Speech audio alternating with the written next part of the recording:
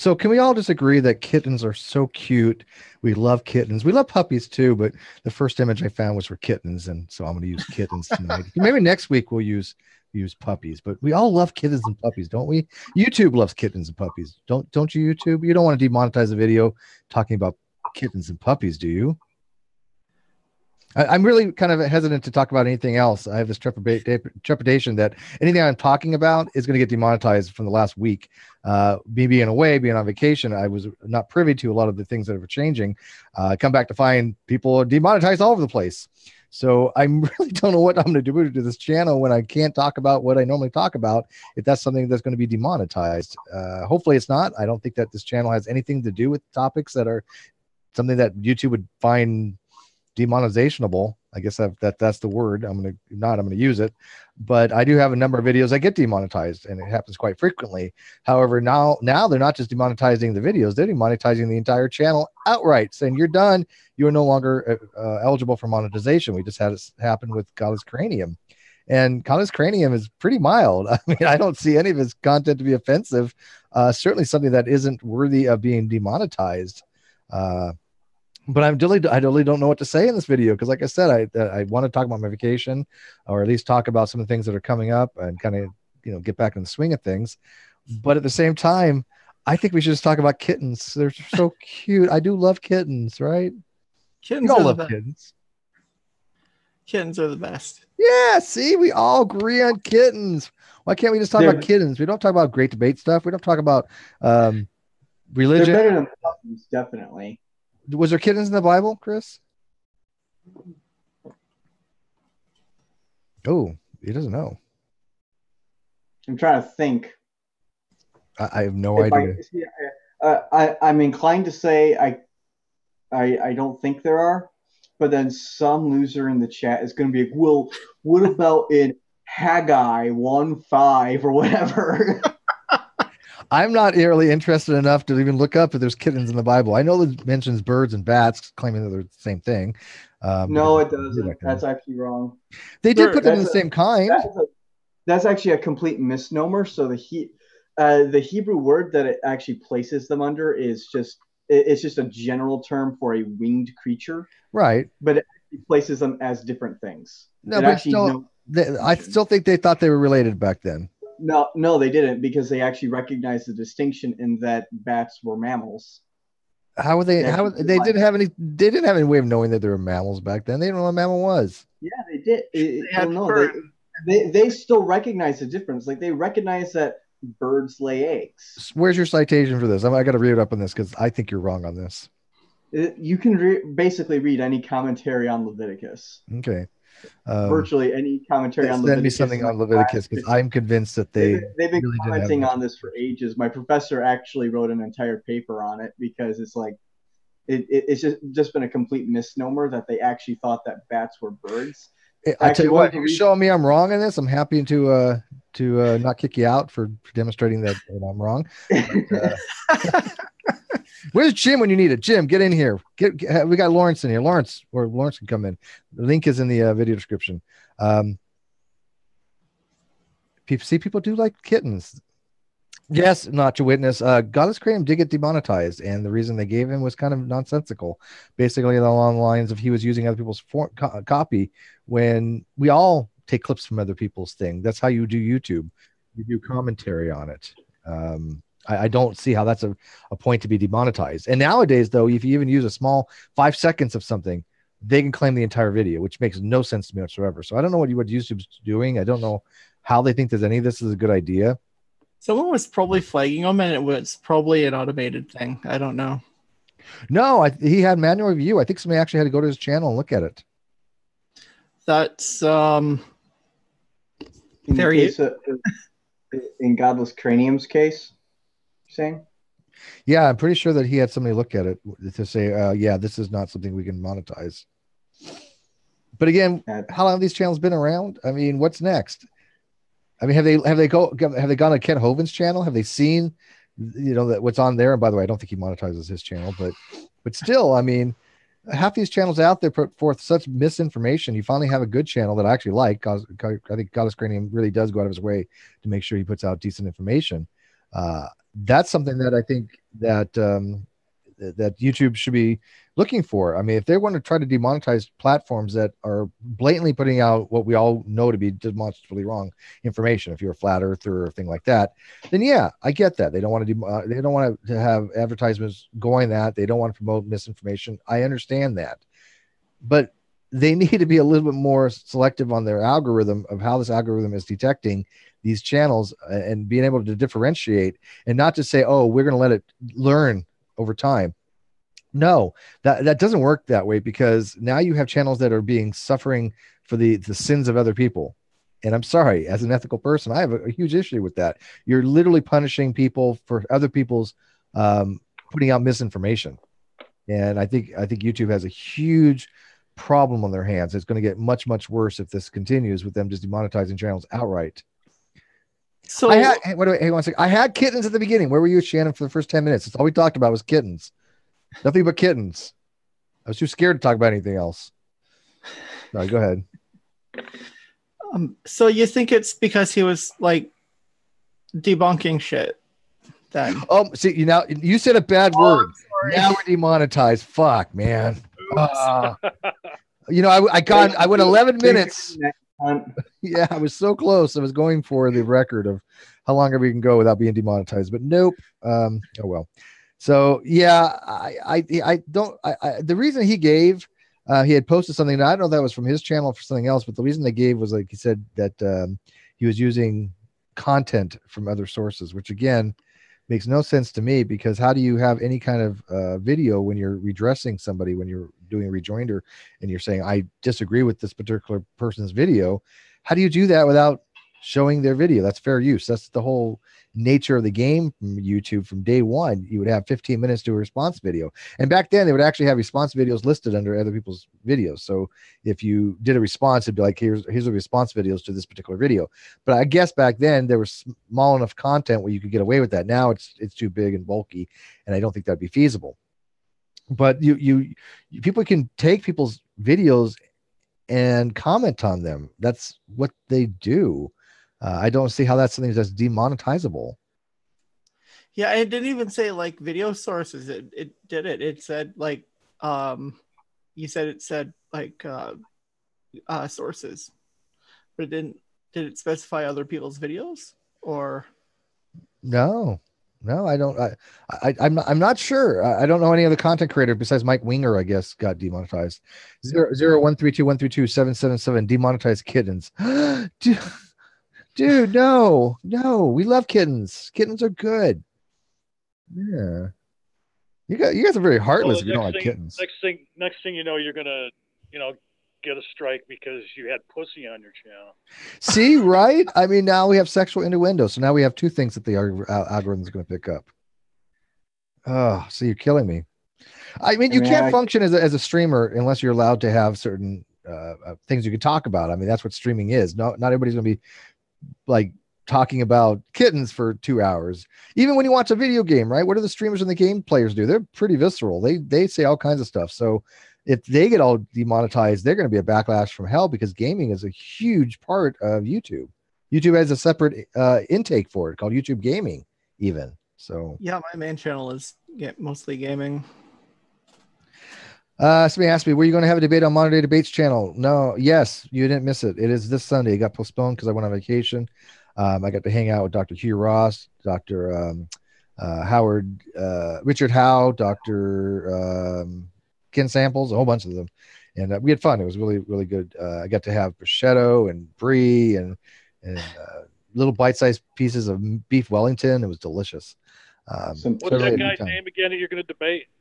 His name is Duke the Man. Yeah, because he's been talking shit about you all week. He said you ran from him.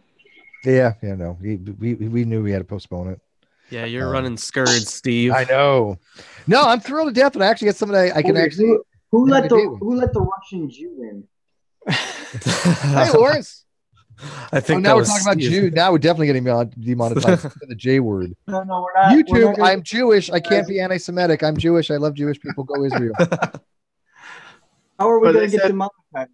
YouTube. Mazel tov.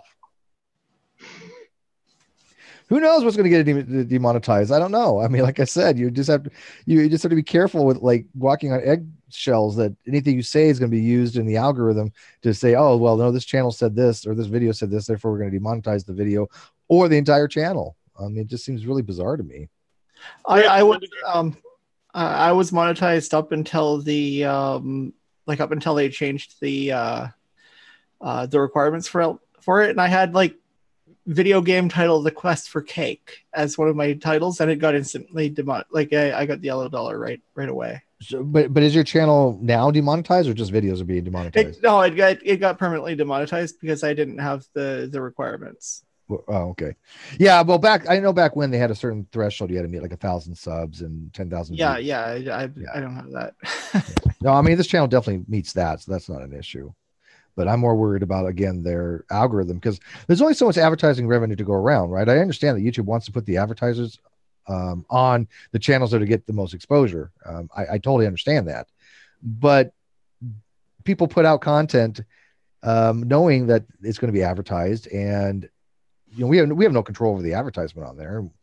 But that's what YouTube's for. That's what it's known for. That's why people make a living off YouTube, is through the advertisers. Now they're going strictly to Patreon, I think, because they're just not making enough off the revenue, which is a shame, because it used to be feasible to pretty much live on this. I subsist on it, but I still live on it. I mean, Lawrence, on your channel, I mean, have you noticed that the revenue has gone down, or I mean, are you monetized on your channel? Yeah, I am monetized. Not many of my videos have been demonetized.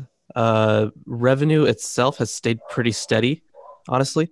But the views have been decreasing. Like even when I post like when I think I post like good long form content, like the algorithm used to favor that, but now it doesn't seem like it does. Right, exactly. And I'm for long form more than short form. That's how I run streams that last a long time, and the algorithm usually actually picks that up and recommends that. I've noticed probably a third drop in my viewing, but the revenue has been about the same. That's true. But I would say that 1 out of 5 maybe get the yellow dollar sign, and it doesn't matter what the video is about. It's just yellow. It goes yellow before you even start. It doesn't matter what we're talking about. So I don't know how the algorithm thinks that a video is not monetizable when it hasn't even gone on air yet, and there's nothing in the metadata, and there's nothing in the description. There's nothing in the title that even suggests it's going to be something controversial. Yeah, I have a video where I was live streaming, and it was just called, there were no tags. It was just called Story Time with Lawrence, and it was demonetized. Right? No idea. Well, everyone knows why that was demonetized. Hang on, John. You can't. Nobody can hear John because your mic, John, is like horrible. That's why people are stepping on you. Oh, okay. But hang on. Go ahead. Try. Go ahead, John, because they just couldn't hear you. We'll go with yes for now. It's not demonetizable offense, so yeah, go for it. So no, all I was going to say is it doesn't even sound like an algorithm. It sounds like they're spinning a wheel or something. I mean, it sounds arbitrary. Yeah, well, we can't find a rhyme or reason. And the worst part is they don't tell you, right? They don't say, hey, these are the words you need to avoid. Now, there is something through Video IQ, I guess, that's supposed to tell you. But yeah, it would be nice if they said, hey, you avoid this. Chris just made me had an NDE. I just had an NDE. Chris shining his light. Is that a class 1 laser? That less than 1 milliwatt, Chris? Or is it class 2, 5 milliwatt? 5 milliwatt. All right. So is this a class 2 one or class 1? I don't know. Class 2. All right. That can actually cause retina damage if you actually hold it right into your eye. So you want to avoid that. Yeah. This is what flat earthers do. Did you guys know that Biblical History Skeptics now has a Patreon? You have one Patreon to your Patreon? No. One person that gives you money? Actually, I said a Patreon, not a patron. Okay. I have 2 Patreons, but so you have one Patreon with 2 patrons. Yes. Nice. Chris, are you one of the patrons? No. Lawrence is. I was going to say Lawrence is. Good for Lawrence. Hey, I got about 32 patrons, and I don't hawk my Patreon because it's enough for me to exist.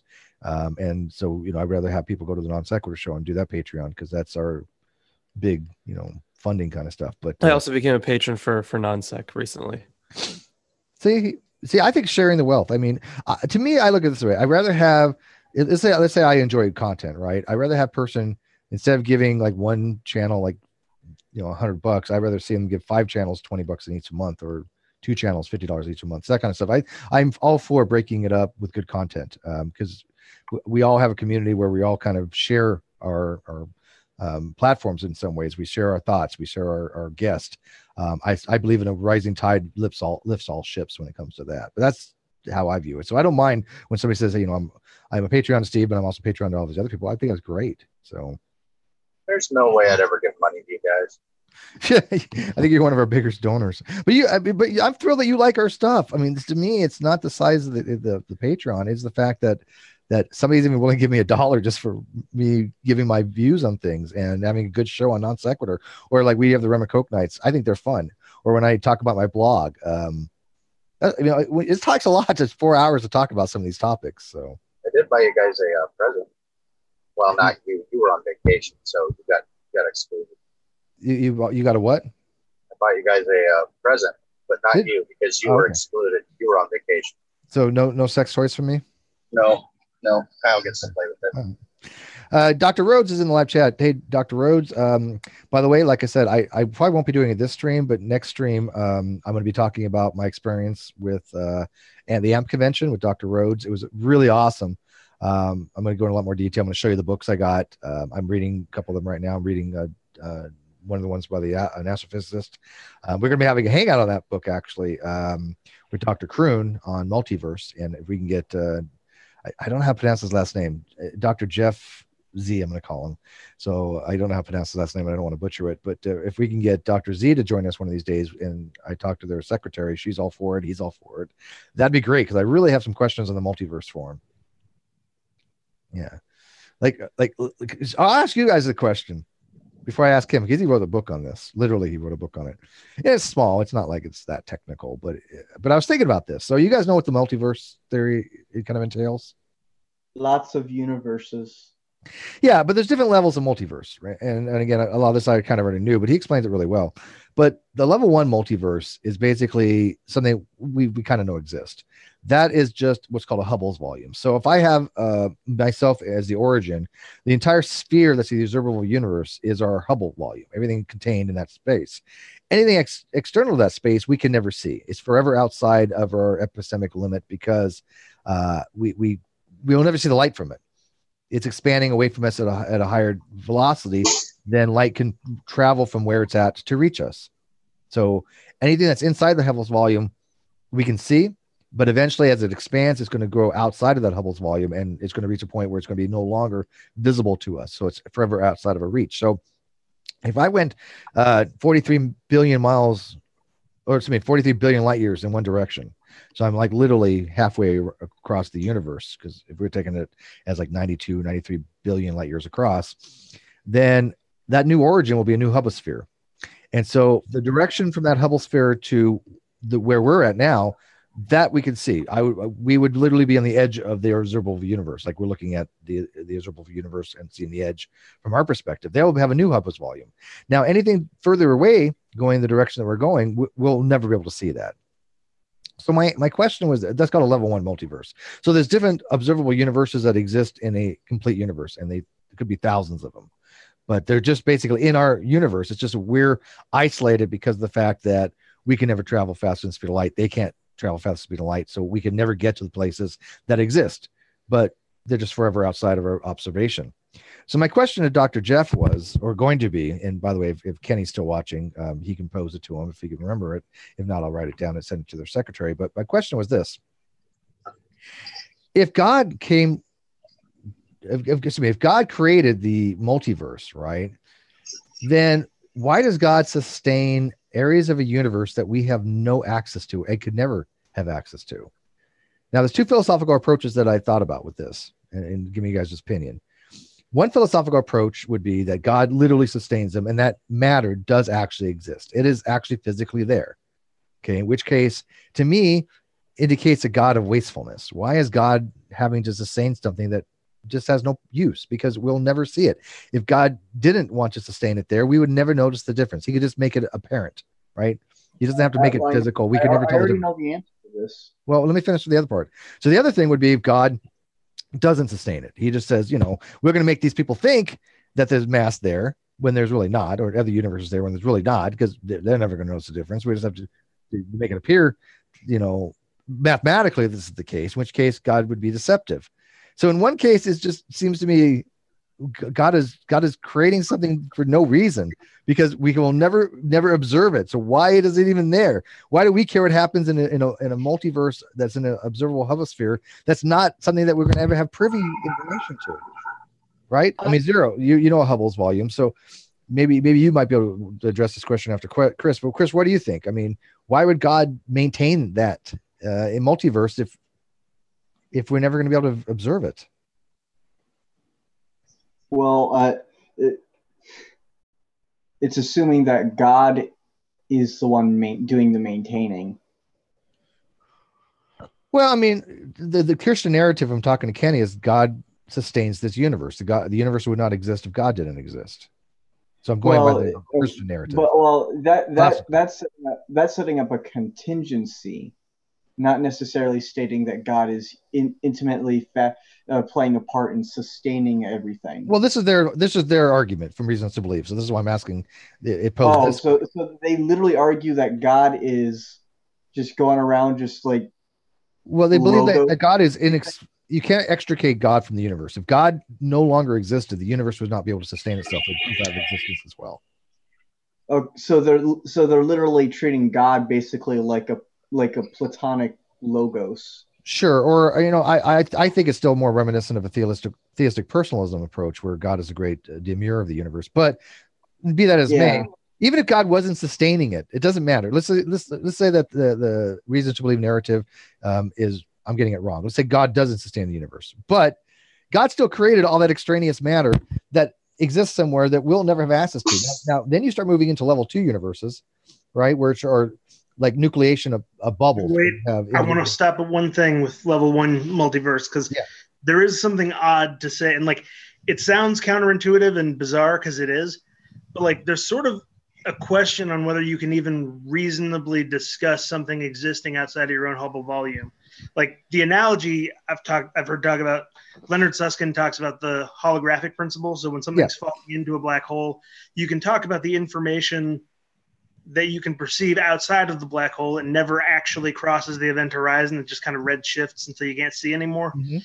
Or you can talk about the experience of something inside. You can't meaningfully say that both things happen separately. It's like you can only talk about one or the other coherently.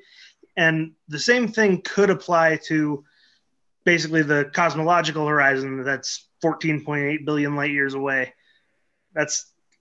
It's weird, but I get that, because what we would see if something's leaving our observable event horizon, we would see it redshift into oblivion, right? I mean, eventually the redshift would get so spread out that the actual wavelength would be larger than the observable universe, meaning that we just wouldn't be able to see it, right? So it doesn't really actually disappear. It just redshifts to the extent of the entire length of the universe. That's pretty long wavelength.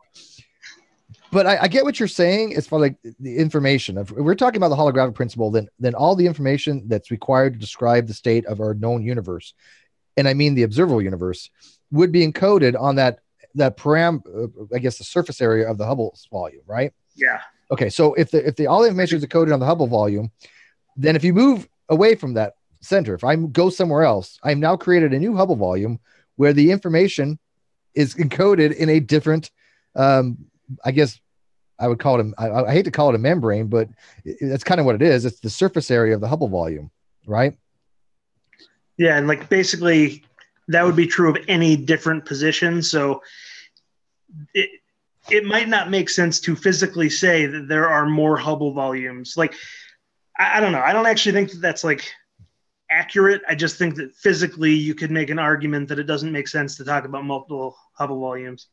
I disagree. I think it actually makes perfect, because if you take the inflationary model as it is, clearly the universe is way bigger than what we can see. I mean, it has to be. I mean, it's just depending on the inflationary model, it has to be still inflating somewhere and is continually growing. Like there's still just outside of our volume too. Yeah.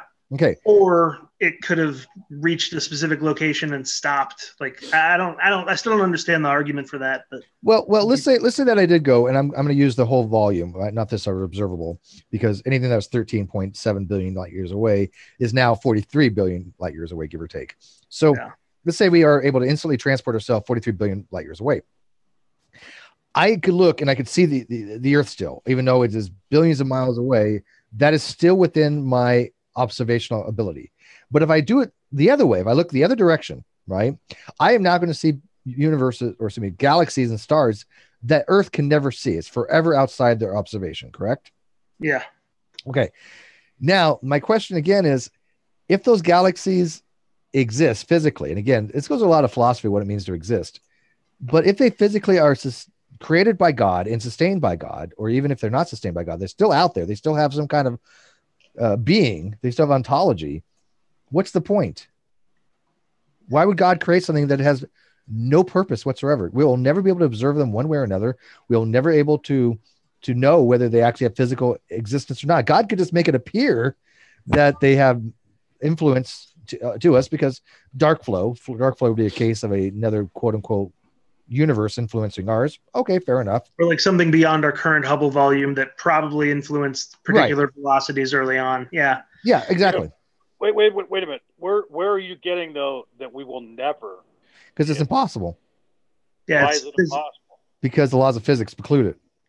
You cannot go faster than the speed of light. And so anything that's outside of our, let's say that something is 43. Once something's redshifted into oblivion, you can never see it again. Yeah, you can't. I can never. Right, are you saying that we'll never figure out a way? It's not possible. Space-time is moving so vast, so accelerating, that even if we could go faster than the speed of light, it would still be going away from us near the speed of light. Because let's say faster. But if you go near the speed of light, the universe is accelerating at such a greater rate that even at near the speed of light, we'll never be able to catch up to it. It's forever moving faster away from us than we could ever hope to catch up. It's like, just pulling away from us. Like another way to think about it, just in terms of special relativity, right? Like, let's just say we started accelerating at 9.8 meters per second in the spaceship. We're just like, yeah, I want to feel like I'm living on Earth. So linear acceleration, magically, it can just go on forever. After, like, I don't know. I don't even know how long it would take to reach the speed of light. But at a certain point, you still wouldn't be past that horizon. You would just be in a much older universe where the stars had already kind of started to go out. Yeah. Like that's basically, like, you couldn't ever get to a point where you could see these things outside of our horizon. It's just, you can't. Yeah, because basically what's going to happen is, even if you manage to match the same speed as the horizon is still the horizon. Still moving away from now. There are some models out there where you can do some weird stuff with negative energy, and you can go faster than the speed of light, because you're not actually going faster than the speed of light, but the speed of the space-time is going faster, and that's plausible. But even then, by the time you get anywhere that there's somewhere where that's outside of our observable event horizon, that's already moved on. It doesn't stop moving just because you're traveling. So yeah, and I mean, the reality is that these things, let's put it this way. How about this, John? Let's assume that even if we could reach those areas that are forever off limit to us in some other Hubble's volume, it doesn't need to be existing now. God, what's the point? Why does God need to make all that exist now? Why does he make all these other universes exist if we are not going to get to them for trillions of years, or even better, if Christ is supposed to come back, he's going to come back far before we have the technology to ever reach any of those places. Because God is lazy and doesn't want to clean up his mess. I think it sounds like God has two families, like that guy. My caveat to it would be, or contention, it would be that God's maintaining of the universe is not deliberate, but a byproduct of being God. Okay, but even still, He's not. Why would? Therefore, you can't say it doesn't make sense in that case to say that why is God maintaining something? He's not doing it on purpose. It's just a byproduct of his existence. But why would this? Why would the multiverse exist if we're never going to even have access to it? Why would God do that? It seems very frivolous to me that God's going to create something just for, oh yeah, I'm gonna make this exist, and I'm gonna have all these trillions and trillions and trillions of galaxies that are forever outside the human ability to see. Why? I mean, why not? Aliens. It's God, and it's no extra stress to him. You know, I'll put it this way, Steve. If I was going to create something, I'd create it so elaborate that every single time I look at it, I'm like, yeah, that's ego satisfying right there. I'm going to go the other way. I'm going to call it laziness, because procedural generation is the laziest way to design a world. And if you just have an infinite space where a bunch of shit happens, you don't really have to pick and choose. You don't have to think that hard. It's just out there. And it's like, yeah, that looks pretty good. I'm gonna focus there. Just narrow it down. But you see my dilemma here. That from a philosophical point of view, it just seems to me, whether you have the philosophical approach, whether this stuff exists or does not exist, it's kind of meaningless. So I think that God seems kind of arbitrary if he's just going to create something that nobody's going to ever have a chance to enjoy. I think every single time that someone tries to invoke God in these issues, it always ends up being arbitrary. It's just God for the sake of God. Well, again, I haven't finished his book yet. I'm only halfway through it, so I don't know if he even addresses any of this. I've only got to the first half is all about the science, but the second half is. Go ahead. Oh, I'm sorry. I was just going to say, apply the question to just the observable universe. I mean, there's so much out there that we're never going to get to enjoy or see or do anything with. You know, I mean, so. Well, I mean, you could apply the same question ontologically, like you said, even to our own universe. When there is something, there's a thing in philosophy that things don't exist until they're observed, and I mean that literally, as in things don't exist. Like right now, if somebody's not looking at Pluto, then Pluto's not even there, right? It's just essay is percipi.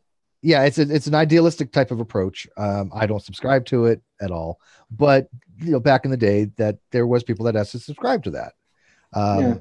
Now, again, it's one of the core foundations of George Berkeley's view: to be is to be perceived. So, I mean, you don't hold that position, though, right? Me? Yeah. I mean, you don't read the scriptures that way. I should say. I know you don't believe in God, but no, I'm not philosophically an idealist. No, but I do think that there is a level of like. There is this quasi level of truth to it, in that I don't act like something exists when I don't have it around, really. Because I would argue that even conceiving it in the mind is a form of perception, in a way.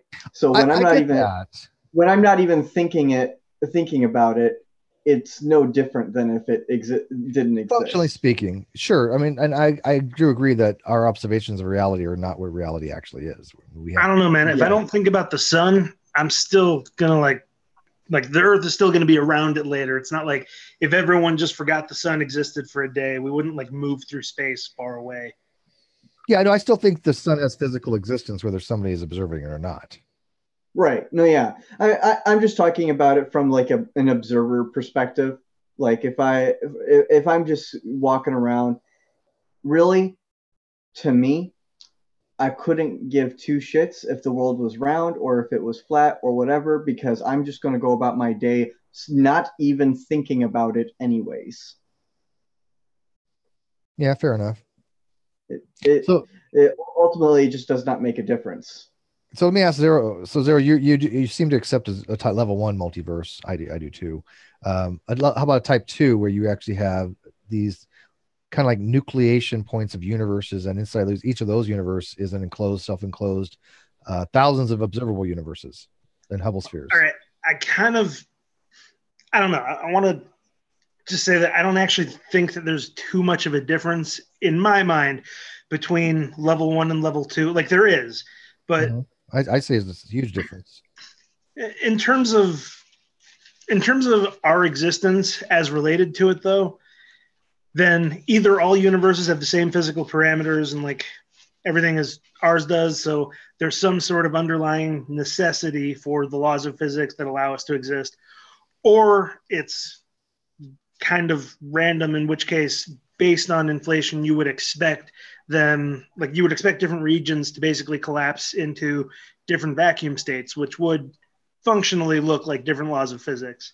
So like, I kind of think that both can be implied by inflation. You just have to ask yourself, is there a physical necessity for the laws as they are, or could there be other? And that's a good question, because the way these second levels are set up, that these other universes, I mean, isolated temporally isolated universes, not just Hubble volumes, which are just separate regions of our own universe that we're isolated to, but they posit that those have different constants to them, different physical constants. Now, there might be. I mean by like all right, so like a different vacuum state could basically mean there's some underlying theory where all the forces are unified, and then they sort of take on different expressions at different lower, like basically there's like a phase transition, but instead of that's what the CMB actually shows us, is that the inflation was a phase transition of states.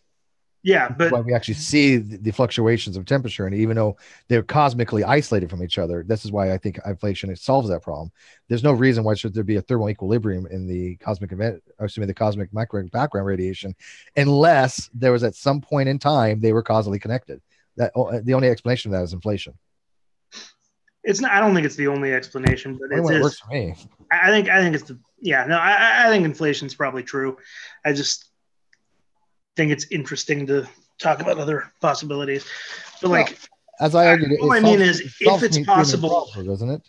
If it's possible for the laws of physics to express themselves differently, like for there to be different ways that we see forces and constants emerge, then if inflation happened, we would expect that to be an outcome. Basically, like there would be an inflationary patch, and then at some local point it collapsed into a universe like ours, and then somewhere else it's different, and there's still just inflationary patch between them. Like it's basically the universe is just too goddamn big.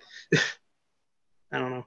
Well, I mean, again, I think there's good reason to suggest that the constants don't have to be the way they are, but it would make sense that they have to be the way they are, given it would solve a lot of issues. I mean, all these other multiverses wouldn't have any difference than our own as far as how they operate, right? There's like one of the fundamental constants is called the fine structure constant, and that seems to be something that doesn't change much, and it's very dependent upon, or other things are very dependent upon it. Speed of light's dependent upon it. Gravitational constants are very dependent upon it. It's about 1 over divided by 1 over 137 is a give or take the numerical value for it, but it's a very important number. And if that number would change in other actual level 2 multiverse bubbles, then that universe would have a very significantly different structure to it.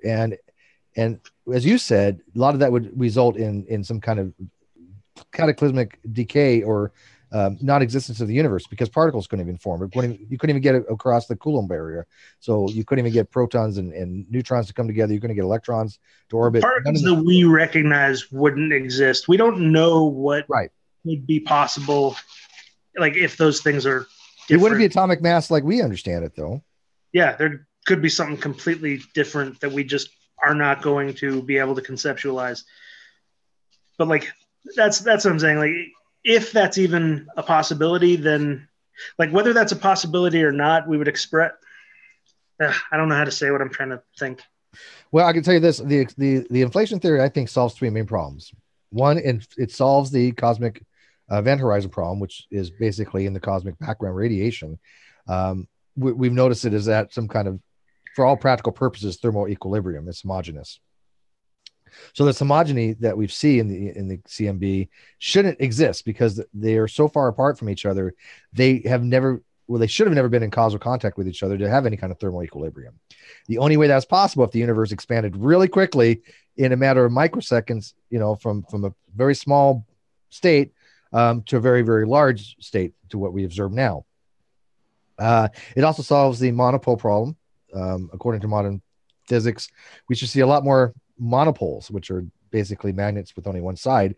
We don't. Now, one thing, monopoles, that I think that's actually an expectation that would come out of grand unified theories. It's not necessarily a direct consequence of things. I think it comes out of the symmetry breaking between strong and nuclear and weak nuclear interactions, but don't quote me on that. I'm trying to remember what the actual. I don't remember the exact reason why. Yeah, like basically, grand unification is just all the forces except gravity unified at some point. Yeah, that's why I was thinking it has to do with strong and weak, but yeah, like different toy models of how that process would work out. Pretty much all produce monopoles, and then at the point of like the symmetries breaking and everything kind of. Like, yeah, basically at that point, there should actually be something like inflation. So that's kind of where inflation came from initially. That's sort of what Alan Guth was actually working on, the monopole problem in grand unified theories. And then he was like, actually, looking at this, there'd be a constant pressure that would produce repulsive gravitational force. This kind of would explain two other big cosmological questions. Well, there is negative gravity. There's negative pressure that exists. I talked about that with Lawrence Krauss, and I definitely think that there's negative forces involved. You have to. I mean, if you have two objects that are in space and they have kinetic energy and they're being drawn next to each other, right? They're being pulled in. There's got to be a decrease in gravitational force of some. I mean, there's got to be a negative force to offset the gravitational attraction to balance the equation. So there is some negativity there. But the other thing that I was just going to say that the inflationary period solves is one of my favorite things is the flatness problem. We know that the local flatness of the universe is about 0.00000 something. It's really flat. It's within 6 sigma that they've discovered. It has local flatness, which means the universe is flat. There's not a curve to it. If it is, it's very, very, very. It's like looking at obviously like a ball. Same thing for the flat earthers. It's so the universe is so large that to us it appears locally flat. And if you look at a straight line is basically an infinite radii for a circle, right? So if you have the circumference of a circle and it's infinite circle, then the circumference is actually going to be flat, believe it or not, mathematically. But what happened would be if the universe wasn't locally flat before expansion, before the inflationary period, then any minor degree of curvature would have been exponentially inflated. It would have been something that we would have noticed in the universe, and we've seen it would have positive or negative curvature. We don't see that. So it had to expand really, really quickly to explain the flatness problem. Because if it expanded slowly, then these minor differences in the flatness of the universe would have been over time exponentially exacerbated over billions of years. If it took billions of years before inflation, so it couldn't have happened. It wouldn't even be billions of years of most departures from. It would happen really quickly. The universe would either blow up or it either collapse upon itself. Yeah, it's just like, no more universe. Right. Too bad. Had a good run for those. That 1/10 of a second. Really, I thought it was going to go for it, but no. Yeah, that's exactly what happened. It would just fall back in itself. The nucleation bubble that formed our universe wouldn't have expanded outward. It would just fall back in itself because of the fact that it's curved. So inflation explains that. Who the hell knows? I have kind of probably a noob question about this.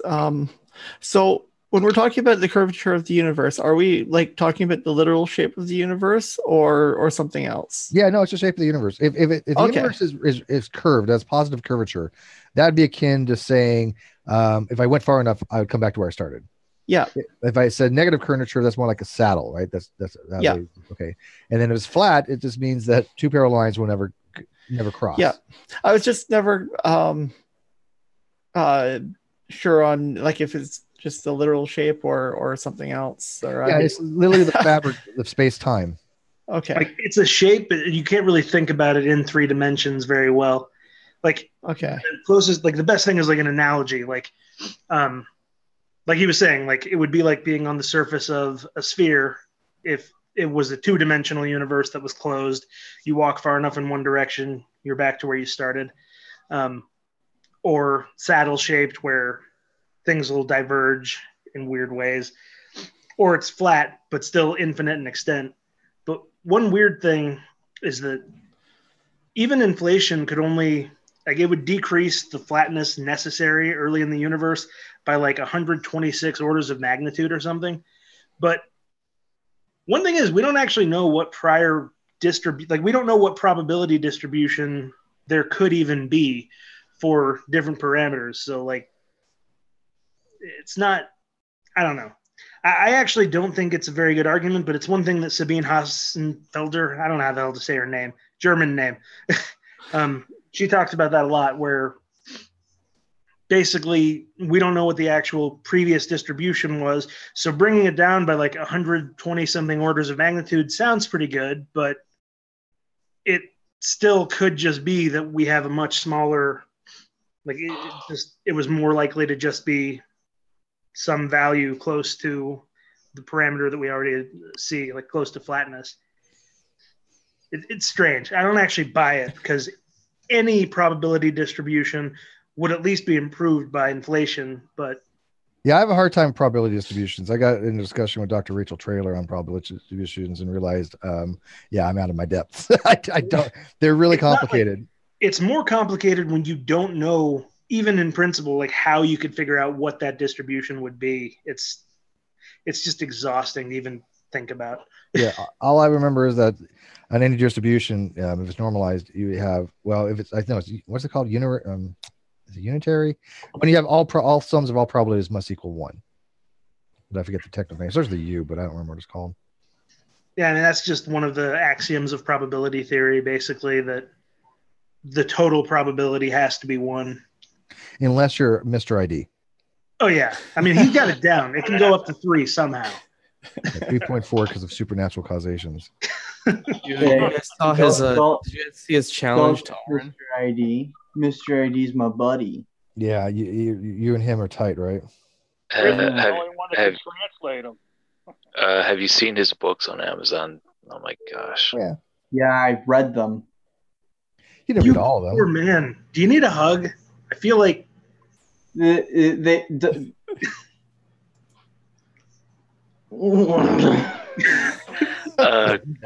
have people I know that read them or read one. They haven't been the same ever since. Hey Chris, this is the most important question. Did you have a bottle of aspirin nearby when you started reading it? No, I had a bottle of vodka. Close enough. Yeah, I think Edgar has an issue. I mean, clearly, what kind of person would think that, no music? I'm telling you, I'm going to demonetize. I want to see if I can actually see if this video gets demonetized. It's a couple curse words. But yeah, well, we already had a few. Thanks. Edgar, has been told by actual people that are in the know, people that actually study these things, that he's completely flawed.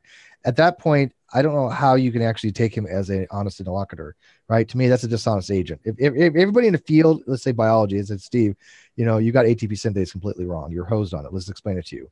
I wouldn't be arrogant enough to say, oh, well, you know what? I know more than every PhD in the entire planet. He is, though.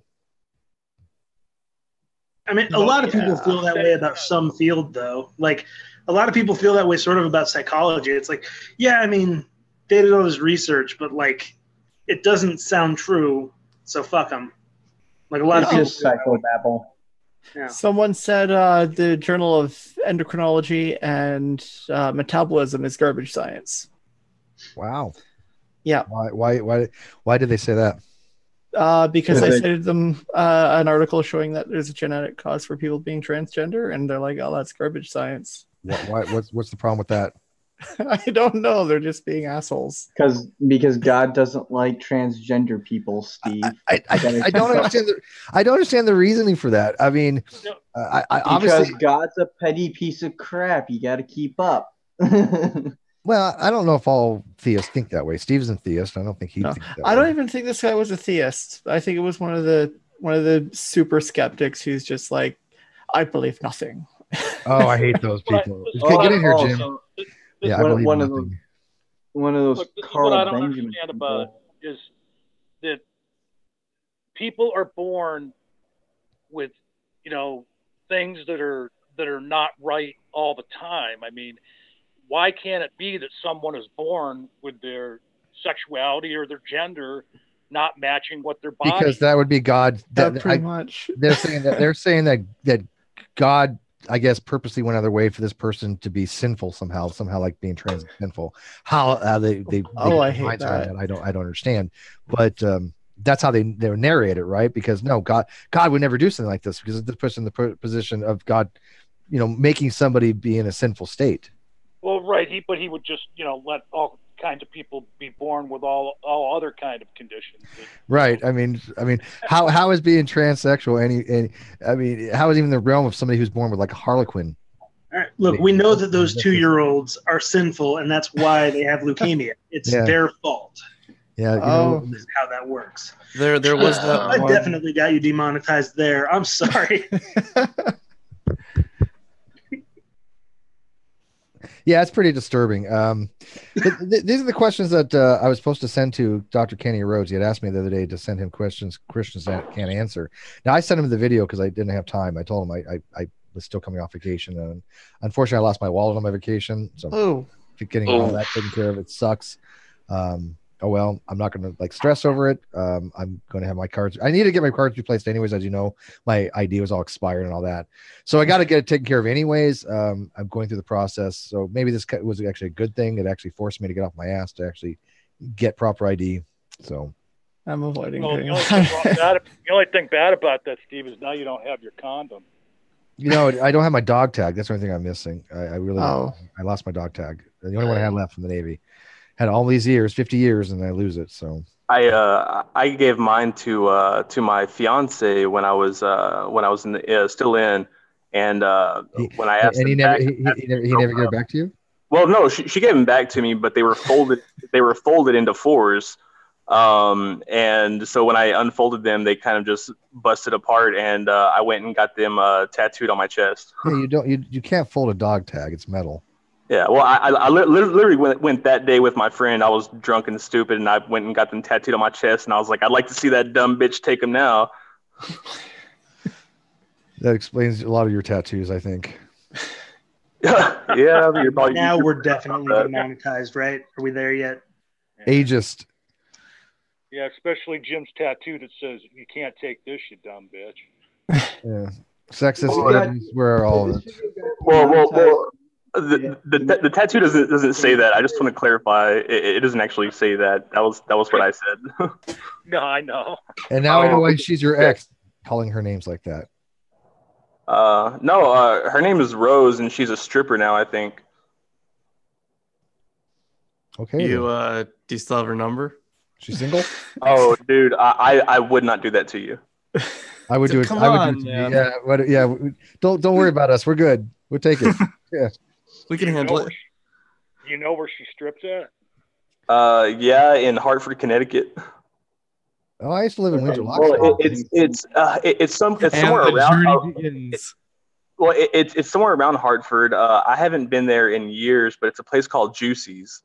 Juicy's, what a name! Yeah, it's pretty awful. Okay, I'm just gonna say red flag. Never go visit strippers at a place called Juicy's. I will tell you this. Some women have to wear a raincoat. Well, I'll tell you this: that some women actually had the dignity to change their names. Not her. And working at a place called Juicy's, it's half the people on live feed are looking this place up now. Going to call Rosa. Say, hey, you went out with Jim. You can go for it. Go for it. I'm sure she can tell you some stories. So Jim Majors gets here, and now the conversation has devolved to strippers. Right? How do we go from multiverse theory to strippers? Just because there are strippers in one of those multiverses. It's a stripperverse. And any possibility can exist in some multiverse, right? I mean, honestly, if the universe is infinite in extent, there should be some universe where an army of strippers defeated an army of Harambe clones to make Hillary president. Like, that's just true. So let me ask you this: what's the difference between, at that point, how do you differentiate between possible world semantics, as in like modal possible worlds, which you can be at modal realist or modal anti-realist, and actual ontological things? Wouldn't a modal realist in that case be the same thing as these? Like, for example, in level 3, we didn't get to level 3 yet. So level 3 multiverse, where you have multiverses based upon events that take place. So if an event takes place, you have a multiverse approach and some other offspring comes out of it, right? So every quantum event has a universe that comes out of it. So you have this huge, unimaginable amount of universes, because every event that takes place will produce a universe. But let me ask you this: so whatever event that whatever path I decide to take, just whatever small decision I make, I get that any small deviation can potentially be like another multiverse. Another universe in the multiverse. And so will that just will we just operate in parallel until one of us deviates from it, or how does that work? You know the difference. For a level 3 multiverse, any decision you make, one goes one way, one the other way. But I would take it further. Any quantum mechanical event that happens and the wave function collapses, you're going to have an offspring of a new universe. Yes, Lawrence. And to a degree, I don't know. It's weird because I actually am a fan of the many worlds interpretation, but only sort of in the initial expression that Everett made, which is just that there's a universal wave function. So basically, his idea was just that the wave function never collapsed. When it seemed to, when you enter these, like that's when you enter these universe bifurcation events, you're still part of the wave function. You are also a quantum system. So you're having an experience that seems like a specific measurement was made rather than like it's still being in a superposition. Lawrence, by the way, that kind of reminds me of Winger's friend hypothesis. Have you heard of that one? Winger's friend in quantum mechanics, before I get to Lawrence, is basically an idea that if you have a cat in a box, like Schrodinger's cat, right? That cat is in superposition. So you have in Brockett notation, it would be 1 plus 0, and then you have that's going to result in one or the other after observation, right? So the quantum mechanical system is the upstate and the downstate combined in superposition.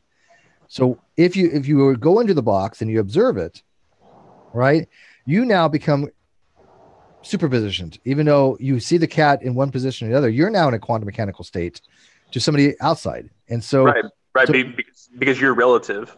So each Yeah, the cat's dead, or if it's alive, then it sees you. It's dead.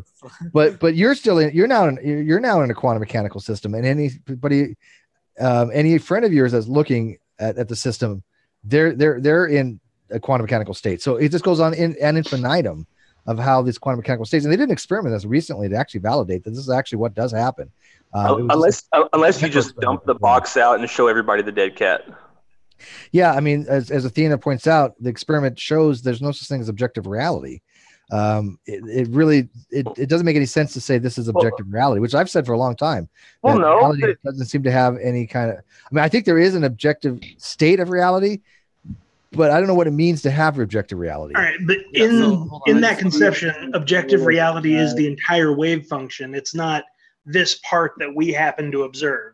Correct. Right. Yeah. Well, the entire wave function would be a path, like a path integral formula for a particle. It takes all possible paths in the entire universe.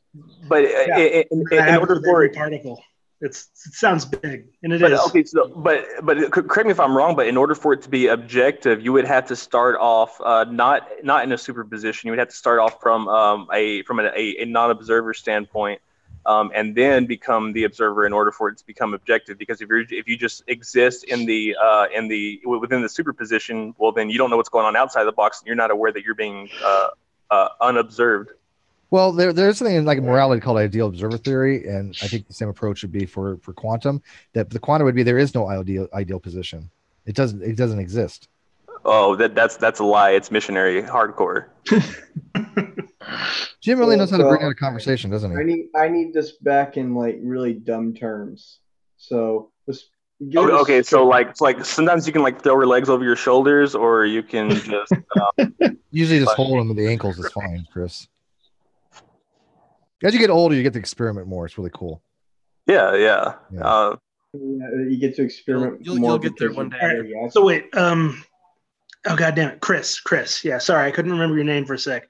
So like in terms of what a superposition is, do you kind of get that, or is that sort of where you're? I understand fully. I'm just poing you guys. You bastard. The idea of a superposition still weirds me out because it does seem like a plain violation of the like non-contradiction. I don't think so. I used to think that way, but then I talked to Malpass, and I think I kind of switched how I thought about that, because the way the law of non-contradiction is basically for a proposition, right? Just because there's ontological systems that allow for it, you can use different logics that account for something like that. The law of non-contradiction doesn't have to hold at all times and all places, as these preceptors make it appear to be, right? That's only for classical logic. But I think what's more interesting is the fact that you can actually have information traveling from one system to another with no time involved. Yeah, well, I mean, we can actually observe superposition in laboratory settings with photons. Yeah, we've done it. Yeah, we've seen switches that are on and off. Whether information is actually traveling faster than the speed of light, that's actually kind of an open question, because that does depend on the interpretation. So, no, it's not about traveling faster than the speed of light. It's about existing in two states simultaneously. No. He's talking about not simultaneously, but like blinking in and out. No. He's talking about superpositioning at a distance that's outside the local realism sphere. Okay. I'm sorry. I don't subscribe to local realism because local realism is violated. I'm sorry. It's just Einstein was wrong. But is something actually transmitted from one to the other? That's because it would be instantaneously, which would violate special law of relativity, except it doesn't really violate anything because no information is actually transmitted. Well, yeah, it goes, but there's no actual usable information. Well, if you're talking about like Bohmian mechanics, then there are explicit violations of like locality. If you're talking about the many worlds interpretation, it's kind of weird because the actual point at which that information, changed over already happened in the past. Like you already split off into a different universe. You're just figuring out which one you're in, and then you also know which one this other particle that split off from must be in because of the way that the laws. Did you just see the experiment that they did? Wait one second. Hang on. Did you see the experiment they did with an electron, making it go backwards in time to from one state? Then it had a disorder state. Then it went back to the original state. As it literally seemed to go back in time. No, that sounds awesome. Yeah, it just came out. They literally had an electron. It'd be to put it on a macro level. Imagine having a billiard table where you have the racked balls and then you have the white ball. You strike the billiards and they go all over the place. And all of a sudden they come out and they go back to where they was initially. That's the state that happened. That's what they did on the quantum level. Well, wait a minute. I want to go all the way back to the beginning of the conversation. If they just did that, how could you say never about seeing these other Hubble? Because those experiments, as soon as you start getting to higher levels, it's the macro level, they go away. Those effects go away. Just like even if they don't, like you're still talking about a universe that follows specific laws. So like, I don't know. I would place it more like a de Broglie wavelength for matter waves. Sure, things that can exhibit a macro quantum mechanical effect, but you're never going to get small enough for that macro effect to be inside its own de Broglie wavelength, right? So even though it's mathematically possible, it's physically some constraints to it. You cannot have a quantum mechanical effect at a certain macroscopic level just because it's outside of the de Broglie wavelength. So I like the USB analogy for superposition. It's the USB has to be what is it? No, okay, not unless the USB is observed will it stay in superposition. Yeah, it could be turned up or turned down in super. Right. You get to turn the USB 3 times before it goes in. Yeah. I've heard that one. Guys, I got to head out here. All right. It's getting late over here. Yeah, this was just a quick one. I'm back from vacation. I mean, I didn't have anything planned. I just finished my blog on docking scale. I'm going to be hanging on that if you guys are interested. My opinion on why I think the docking scale is crap. I actually read that about 30 minutes ago. We talked about it before, but just to see it on paper, I think I got a little bit deeper appreciation for it. I do think you could have compounded on some more things. I'm actually making some notes I'm going to send to you. Please. No, that I would love that actually. And I would definitely add it as an addendum if you want. I think that the Dawkins scale is absolutely accurate. Yeah, you suck. But Jim, for what I wrote, and again, I didn't want to spend 5 hours writing it. I wrote half of it at a bar, and the other half I wrote at 3 a.m. So I was literally drinking and dead tired. But for what I wrote, I think I hit the highlights of why I think it's crap. That's not bad at all. Did I make a good argument? Yeah, it was a great argument. I was looking at some of the things that I knew that I had trouble with 6 months ago that I wish that somebody would have went into more detail on. So I guess just kind of looking at it from a year ago me, Love it. Yeah. By the way, if you want to write if anybody, and I'll put this out to anybody, I have so much space on my web domain. I'm never going to use all of it. If you want to write a blog on there, knock yourself out. I'll give you full editorial stuff if people want to start writing blogs. Did Chris tell you that he saw his favorite debate on Modern Day Debate tonight? I think it was his favorite. Tonight? Yeah. What happened tonight? Chris was telling me a little bit about it. Jim, I'm gonna kill you. What was so bad about it? And then we'll get back to the blog stuff. Like I said, if people want to. It was basically 4 Sunday school dropouts arguing. Hang on, go ahead, Chris. I want to hear your critique. They were a bunch of ignorant troglodytes that didn't know the first thing about anything that they were talking about. I was sitting there bashing my skull in the whole time because it was like listening to Mr. ID. Who were the four? What was it on? I didn't see it. Yeah, who were the four? I don't even know their names. All I know is that they're all a bunch of morons. It was on the topic was on is the Old Testament law still like did Jesus fulfill the Old Testament law or whatever? Is it still valid? I would argue no, because but basically what you have is like 4 Sunday school dropouts arguing the Bible. I don't recognize any of these people, dude. It was awful. Standing for truth was there instead of James, and he was moderating. Oh, no way. Yeah. No. I don't recognize any of these names. Allison, Nathan.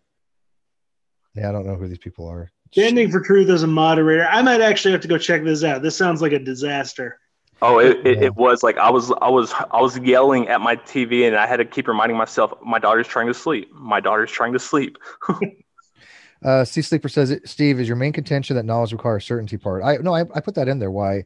I don't think that most epistemologists hold to what's called strong belief condition, that knowledge requires certainty. They hold to what's called a weak belief condition. And I explain that in detail, that knowledge doesn't require certainty in the weak belief case. So I think that when somebody says that I know something, they're not implying that they mean that they have certainty of it. They just mean that they know within a theory of knowledge conditions that they claiming the I have a JBT card here somewhere. Don't let me pull it out on you. Well, I mean, JTP can only get you so far, but even if I just subscribe to JTP and there's no Getty Air problem, then yeah, I can say I have knowledge. Nothing. Yeah. Well, and that's the thing though, is that you don't have to have any certainty. I mean, if it's true, then it's knowledge. According. Well, real quick, was it Nathan Oakley they had on, Chris? No, it was Lucifer and Nathan was a flat earther. The only Nathan I know is Nathan Oakley. I can guarantee you at least one of them was a flat earther and at least 2 were young earth creationists. There's also Nathan Thompson. He's also a flat earther. He's the American. Oh, I know Nathan Thompson too. Yeah. I think he was on Non Sequitur, but you don't moderate those anymore, presumably for your own mental health. Good on you. No, I do some of them. It's just that I told Kyle a long time. We decided, we were only going to do like 4 shows a week and have a day off. He decided to go do some other shows, which is fine because he doesn't have his own channel and got no issue with that. But I tend to only do 4 shows. But if we do something special, then I'll do 5 and even 6 some weeks. But I from day one, we only really wanted to do 4 shows a week. So that's why I don't do the flatter stuff, because on Saturdays, and if GE wants to do them, that's fine. Although I'll do some of them as well. It'll kind of be a trade-off, Yeah, I'm not. I actually genuinely, it's like they're completely pointless, except to the extent that people might accidentally learn about physics listening to someone describe something wrong. Yeah, I think the problem is that I don't want to see like get burned out. I don't want to see flat Earth, get to the point where just nobody even cares or watch them anymore because it's the same thing, which I seem to be happening in some circles. So tell them to watch Behind the Curve. Yeah, I watched the ending of that. That's great. Yeah, That's great. that's interesting. Oh, amazing. That's That's interesting. That's interesting. Interesting. Yeah, he got You screwed. I You mean, can literally watch his entire hopes and dreams just melting away at that instant. you can see his brain trying to process that, and he couldn't do it. And now he's trying to rationalize it by other means. But whatever. He's just an idiot.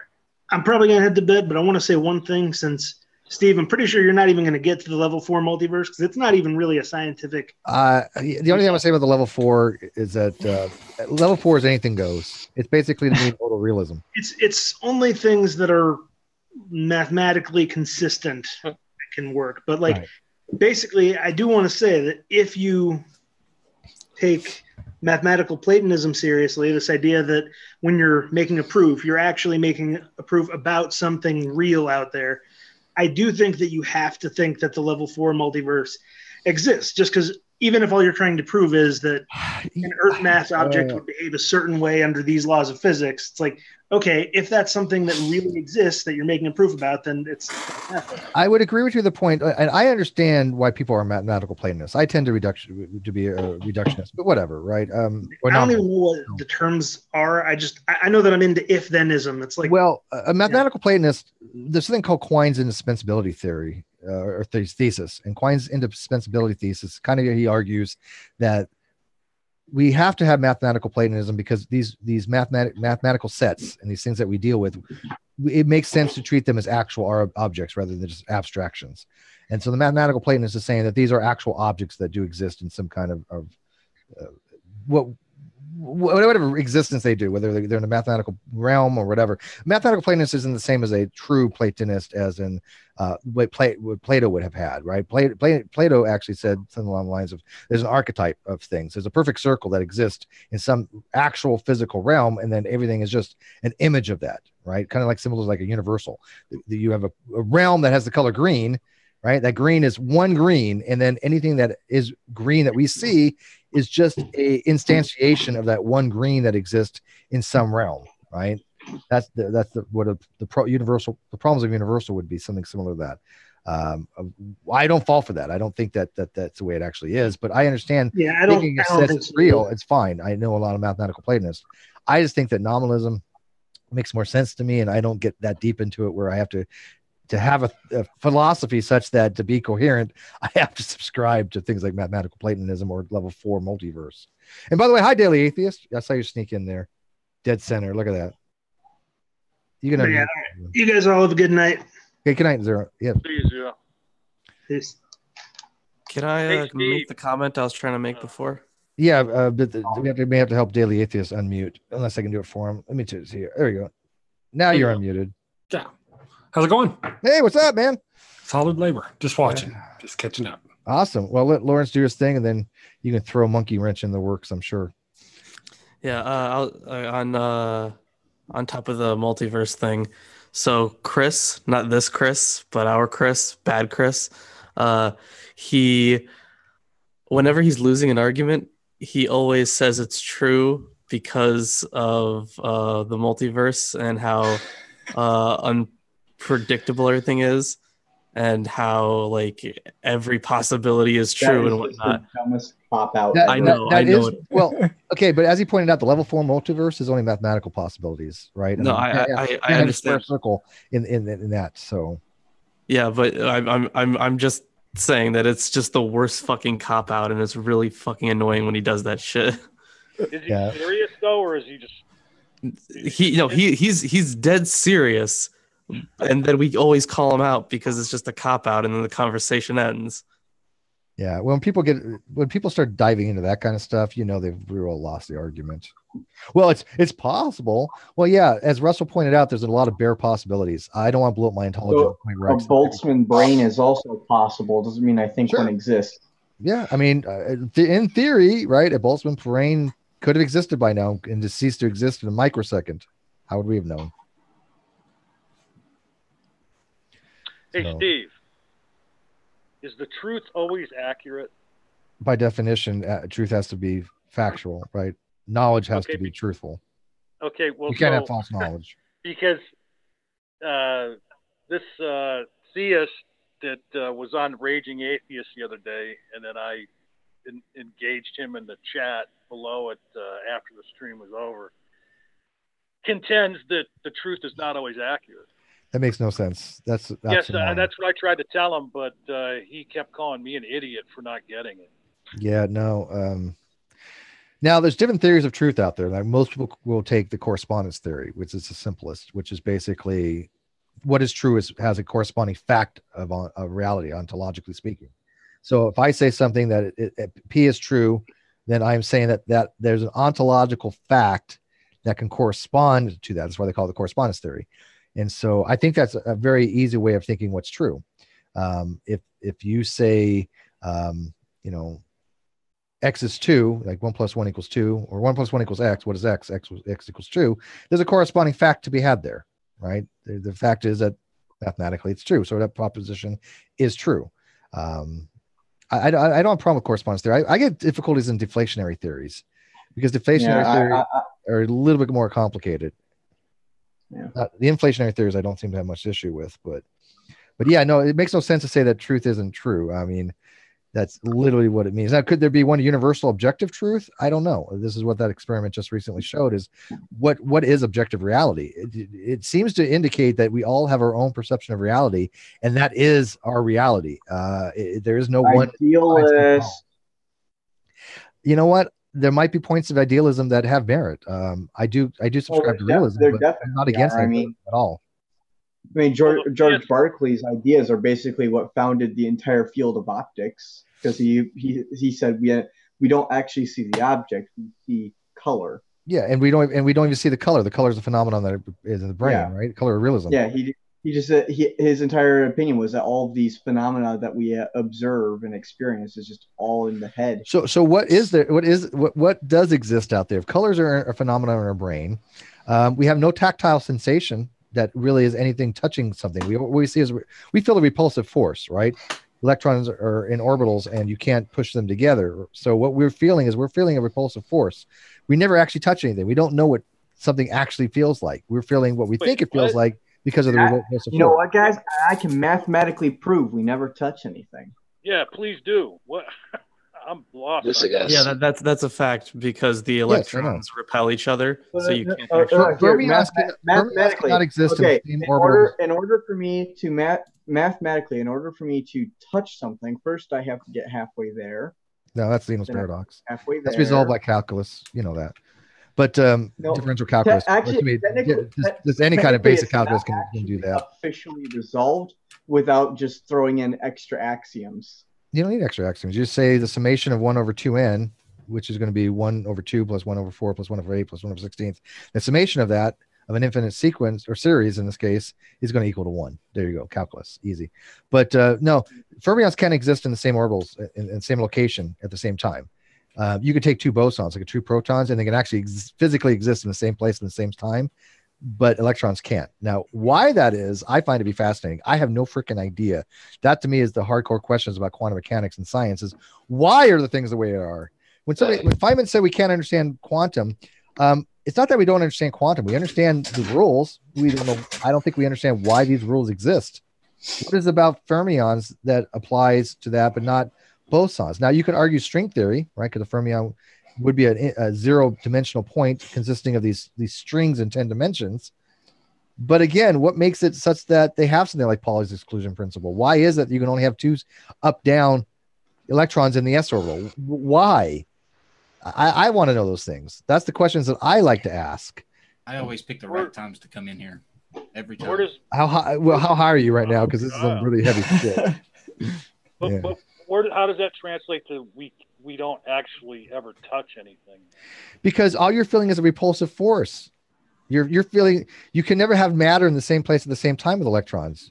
So you're not actually touching anything. What you're actually feeling is this repulsive force of one of your atoms in this hand with the atoms of this hand. You just ruined masturbation for me. You've never touched yourself. You've never actually touched a woman in your life. So it's just atoms colliding. But hey, those repulsive forces are pretty damn good. Yeah. Hey, wait, okay, Steve, think about this. I'm sure many vaginas have been repulsed by you. Yes. Okay, Steve, think about this. So, if none of us have ever touched a woman, we're all incels. Technically speaking, wow, this is where hardcore philosophy really meets the road, right? Damn. So what you got for us, Daily Atheist? You need some subs, Daily Atheist. I really do. I'm just getting started, just learning. You know, my wife is a nurse, gets up really early, so I'm going to leave my responses to the text, and I'll just watch. I didn't, and kind of watch and keep quiet. How long have you had your channel? I'm looking you up, by the way. January. Yeah, not very long. You're new. Mm-hmm. Yeah. Well, I mean, I've been in the atheist world for a long time. I just kind of got busy doing other things. I wrote a book back in 2013. Find it on the internet, Kindle. But like yeah, just got into the YouTube thing and social media, trying to catch up. I'm an old guy with gray hair, just now figuring out the social medias. It's a strain on my brain. Well, I wasn't gray when I got. Yeah, I wasn't gray when I got to social media. Go look at my older pictures. This is what it does to you. Yeah, it's taken a learning curve. Even Kyle had more hair when he started, though. I mean, he looks totally different than I had me. a lot more hair. I'll be honest. I don't even recognize Steve from the first time I saw his avatar. Yeah. The first time I saw his people picture. that have known me for 6 years, I totally don't look the same. The Civil War general. Yeah. No, when he looked all young and shit. Hello. Look at that. Oh, and I tell you, I went to go have my hair done, and it's so soft and luxurious. And what did I say tonight? He's gayer than I am. Chris just wants to run through his hair. Not that I let him, but whatever. So, hey, Steve, just to back up a little bit, I mentioned that about the truth. This guy saying that the truth is not always accurate. And I don't know if you heard of this guy, The Messenger Reveals. Have you ever heard of him? Well, and something else he said that human behavior proves the existence of God. And okay. Yeah, I mean, look, I will get on a theist with bad arguments just as much as I will on atheists. You know that. That's a stupid argument. Yeah. And then here's the one. He says that he can prove through probability that God exists. Well, I tell you what, if he could do that, then why is he not famous? Yeah, why? I told him, I said, well, do that and collect your prize Nobel. And here's the thing. Well, the way he does it is he has probability go all the way up to 3. I believe you can prove things mathematically, and I think there's a corresponding thing for ontological things. If I can prove, for example, like information theory, you can prove that the amount of entropy for a black hole is directly related to the surface area of the black hole, plus some other constants like Boltzmann constant and stuff like that. You can prove that. You can show that that's mathematical formula works. Matter of fact, I think it's Noether's. Somebody's gonna help me out. Noether's theorem that was recently proven that if you start with some basic axioms of the way the universe exists physically, you can derive every possible physical formula, which I think is kind of interesting. Those things I think you can do, but it's very difficult to say something exists existentially or not by proof, because proofs are mathematical in nature. They're logical in nature. So I don't know what it would mean to be to prove something like Lawrence, you exist. How do I prove that? I wouldn't know what that means to say I prove Lawrence existed. Well, I mean, even if you had a mathematical proof for it, you'd be inputting all arbitrary data into it. I could write a logical syllogism that's both valid and sound, but what is it actually doing? Existential claims are very difficult, and they get to what's called existential fallacies pretty quickly. Hey, Steve. Yeah. I got to head out here. Okay. So thank you for having me on. Thank you, buddy. Can I do a shameless plug real quick? Yeah. Okay, so on the 30th of this month, our time, 31st for all you Aussies, I'm going to be having Tim O'Neill on my channel. Say hi to him for me. Yeah, I will. I really like Tim, so please give him my love. And then also, I'm going to shameless plug my Patreon, Biblical History Skeptics. So, I'll see you all as a patron, later. I highly recommend it. Chris is making some waves, man. He got to be on Aaron's channel. I've never been on Aaron's channel. Kyle's never been on Aaron's channel. I'm about to start talking with Aaron again about possibly being on again soon. So, yeah, he's had you on before he had Kyle on. What is that? Yeah, I fucking know the guy. He fucking called me a week ago, and I haven't been on his channel. Yeah. It's because I'm prettier than all of you. That's probably why. true. That's it. It's just for looks. Yeah. Okay. See you guys. Later, Chris. Yeah. By the way, I'm going to be getting a whole bunch of manifold. No, I haven't seen. I haven't. Fuzzrana was up in Canada. I didn't get a chance to meet him at RTB. I got Hugh Ross and all the rest of them. But everyone I talked to wants to come on the Non Sequitur show and come onto this channel. Every one of them was more than willing to. They were happy to do so. Dr. Jeff Z, he was like, "Yeah, I'm totally down for that. Let's do it. Let's talk about multiverse or whatever." Dr. Richard Howe, who's a younger creationist with an actual degree in philosophy, he said he would be happy to come on, and he was fascinating. Now, granted, he said a lot of stuff that I was going to challenge him on. Like he actually, I'm not even kidding. I'm not kidding. He actually, his epistemology is such that he thinks belief is a subset of knowledge. And I so want to question him on this, right? Now I'm triggered. Thanks, Steve. Because well, he is a younger creationist, but he's just like that guy told you about. He's a real philosopher. He's from University State of Arizona. But here's the problem with having that ontology. Look at or that epistemology. If I say this? Dr. Richard Howe from SES, some kind of seminary thing. He's actually a pretty big name. But we were talking about possible world semantics. But I didn't get a chance to ask him about this because he said that in his epistemology that beliefs are a subset of knowledge, and I'm talking about JDP, and he knew all this stuff, right? He wasn't like he was not knowledgeable. He actually believes this. So my thing was this, and Lawrence, think about this: if belief is a subset of knowledge, then I have to actually know P is true before I can believe P is true. Yeah.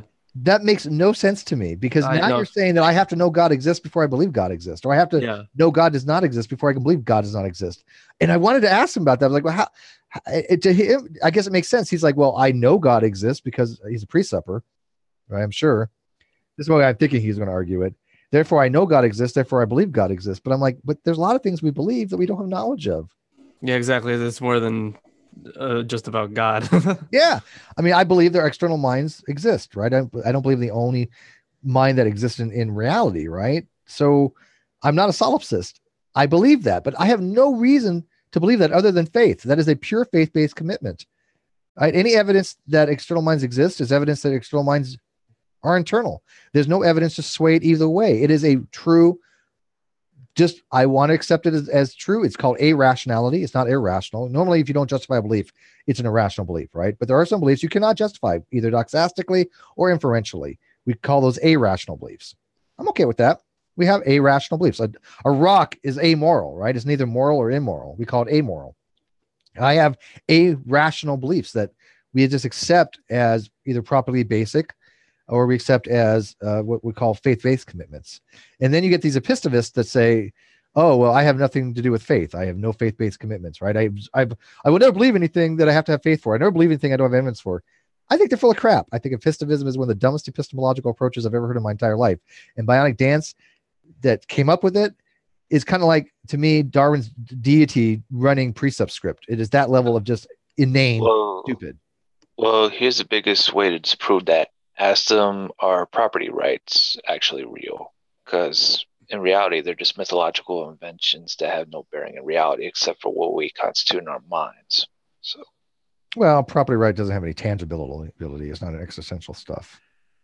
What happened to Daily Atheist? Did we scare him off already? We started getting into the hard stuff and he left. Well, you turned his camera off. Well, yeah. He said he didn't want to wake his wife up. But... So if belief was a subset of knowledge, how in the hell would science work? You couldn't. Yeah, no, it makes no sense to me. And so I wanted to have him on to talk about that and some other stuff that, but like I said, he was really cool. He was like a golden unicorn. I'm like a younger creationist with an actual degree in philosophy, PhD even in philosophy. But it was really cool because I don't think he had anybody else there to talk about possible world semantics with, and he was just thoroughly enjoying the conversation. We literally talked for about 45 minutes to an hour, and he didn't bother with anybody else. So I was kind of thrilled with that. Well, just to put it in context, the person that tried to argue with me that belief is a subset of knowledge, if I'm remembering correctly, it was Jesus is Lord. Yeah, well, there you go. Yeah. No, I mean, but the thing is, look at there's no theory of knowledge out there that has knowledge is not a subset of belief, or so knowledge is a subset of belief. All of them have knowledge as a subset of belief. All of them. You cannot have it the other way because it makes no epistemological sense to do so for that very reason. You can have beliefs without knowledge. You can't have knowledge without beliefs. I have to believe something before I can actually say that I know it. Manifold says, do you find it interesting that Sygart, a biologist, thinks QM is a good argument for God? I do in a way because I have a lot of respect for Cy. I think that Cy, I think he's wrong on certain things. I think his conclusions are faulty. I think his reasoning is faulty. And Hugh Ross, an astrophysicist, thinks evolution is a good argument for God.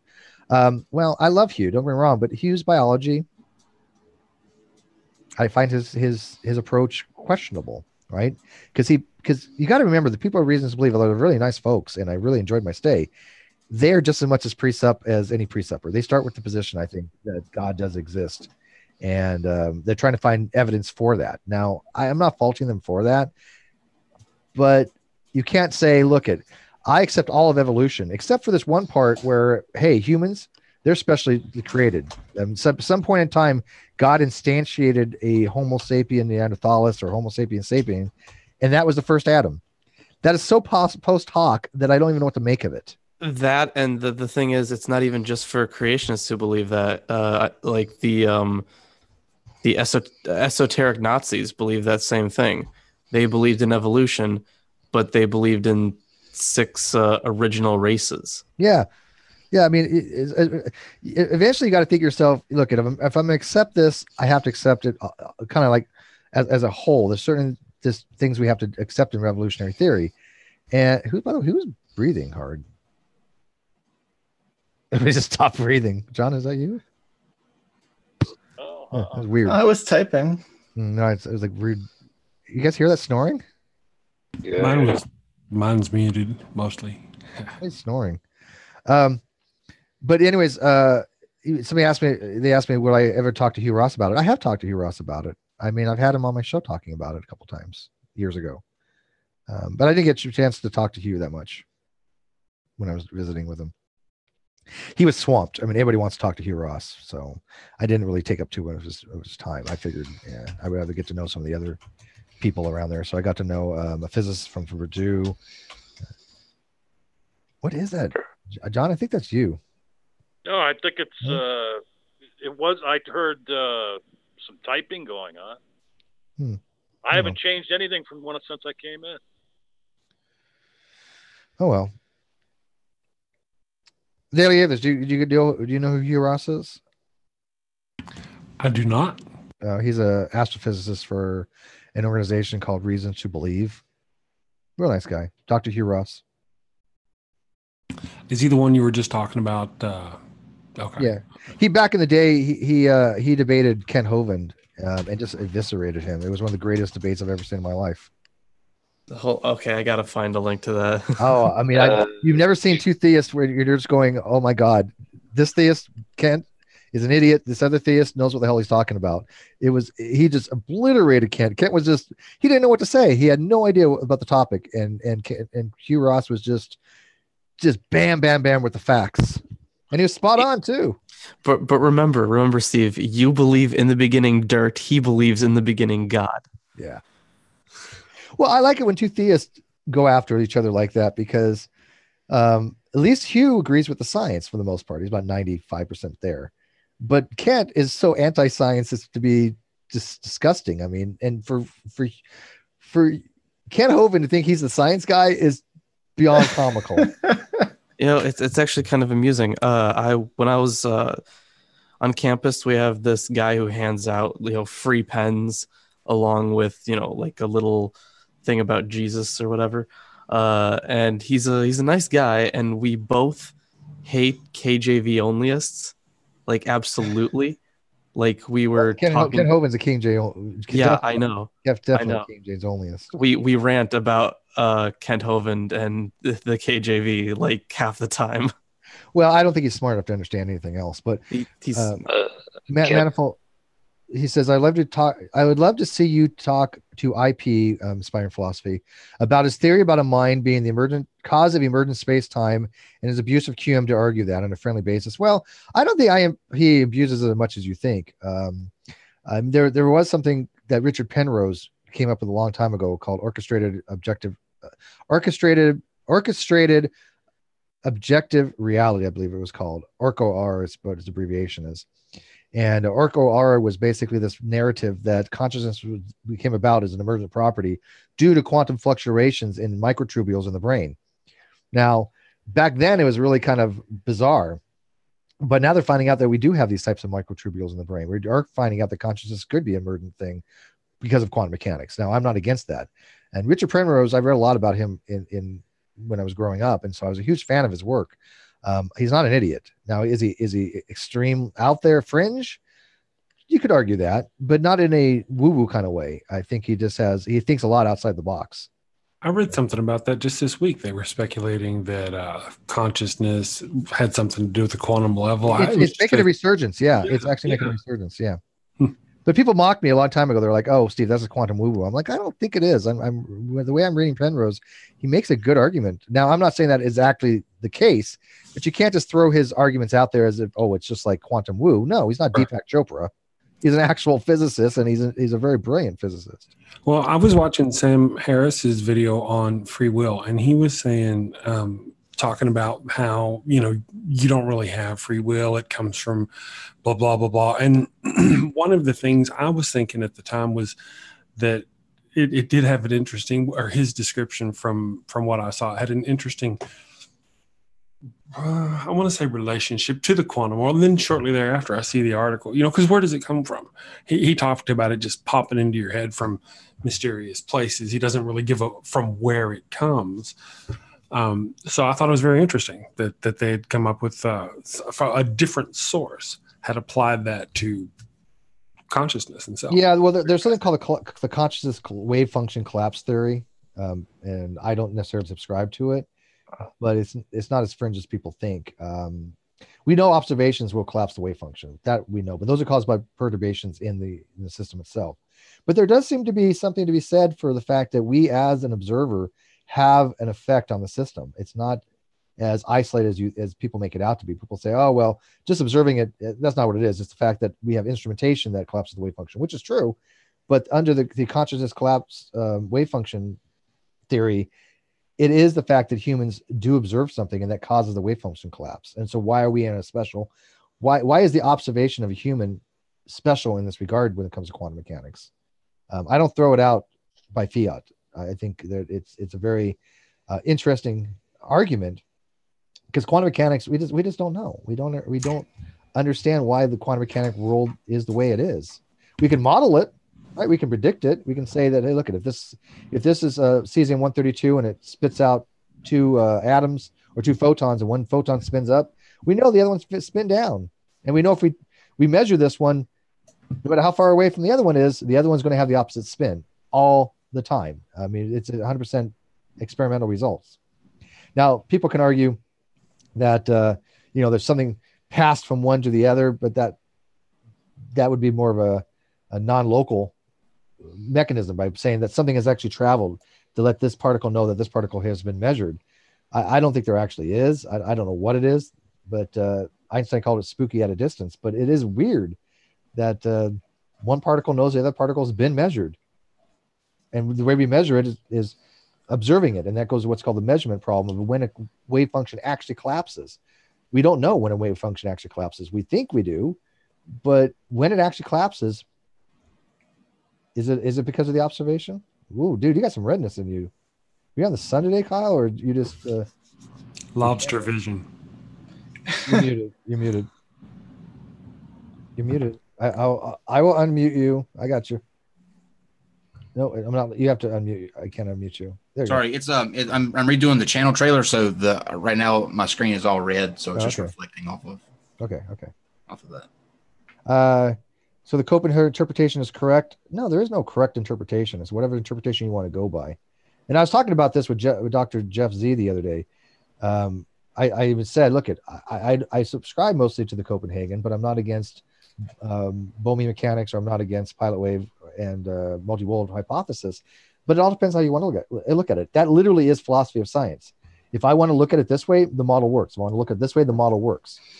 But Bohmian requires a little bit more assumptions, but it still works. Now, what it is, how it actually is, I have no idea. No scientist knows. That's why it's philosophy of science. It's what philosophical approach do you want to take to quantum mechanics? Because they all work, right? They all work. They all get you where you're going. But what actually is the case, no scientist knows. But using pilot wave, it just requires a lot more advanced techniques to figure out the particle path, because the way the Bohmian mechanics works is that a particle from point A to point B, to get from point B to point B is not some linear thing like we think so. What happens is that particle travels every possible path in the entire universe and happens to end up here. One manifests when you collapse the wave function. One of those paths, the path of least action, that described by the path integral formula, that's the way the path will be, but that particle will exist at every possible place in the universe simultaneously. Wrap your head around that. It's part of space-time itself. It's like every wave function is this massive amount of reality, and then in that reality, it just happened to take one path of it, but it actually traveled all the paths. We just, as an observer, see it as one path, but it went every possible path. That's hard to wrap your head around in that kind of type of a philosophy, but it works. The math works. And by the way, I do have people that know about this topic in the live chat, so I'm trying to word this in a way that they're not going to go, "Hey, Steve, you're screwing this up." So I don't mean to be a pendant on it, but I know they know their stuff in the live chat. You could be screwing it up, and I wouldn't know. Well, I just did a presentation on the path integral formula with Landon Kurt Knoll not too long ago, so it's kind of still fresh in my head. Landon, that's a great guy right there. Damn, that dude's smart. Yeah. I don't think people even know how smart that guy is. He's a fucking genius. I mean, when you got true mathematical world records by the time you're 18. Yeah. Yeah. And he holds my feet to the fire. He'll be the first one to, like the other day, somebody had asked some probability thing. And again, probability is not my thing. I have a hard time with it, but I had statistics. I know the basics, but I figured something out for somebody. And I really thought I was like, yeah, this could make sense. And Landon goes, at first glance, Steve, I thought you were right. But then I looked into it more and found an error in it. And he showed me the correct math. And I was like, oh shit, you're right, dude. What was it going to do? Right. I wasn't going to tell Landon he was wrong. When I looked at what he wrote and I was like, okay, I get it where I made my mistake. But at least he said, well, I thought you were right at the beginning. I'll take it. Right. Because I wasn't like I made some huge error. It's just that I didn't take into account certain things on the probabilities of the probability space. So we all screw up, right? No, Steve, you never screw up. Neither do I. Yeah. Math, because math, we just all know so well that we always get it perfect, right? Especially Kyle. Kyle's a math guru. Don't mess with him. He is. That's right. I never fuck up. I invented math, actually. True story. A beautiful mind. That's what I tell myself. Anyways, where do you guys want to go with this? Like I said, this was going to be a quick hangout. I'm going to go eat here soon. I got to go do some stuff tomorrow. What do we got planned tomorrow, Kyle? Anything special? Oh, what not season Planman do. Nice. Yeah. Well, since Kyle's here, I'll tell you a little surprise. The surprise I have for the both of you, hopefully that I'll have done here in a week. But I'm working on a parody of the Billy Joel song, "We Didn't Start the Fire." But what it's called is "We Like the Dumpster Fires." Are you going to sing it too, or are you just doing the lyrics? I can see that. It already sounds good.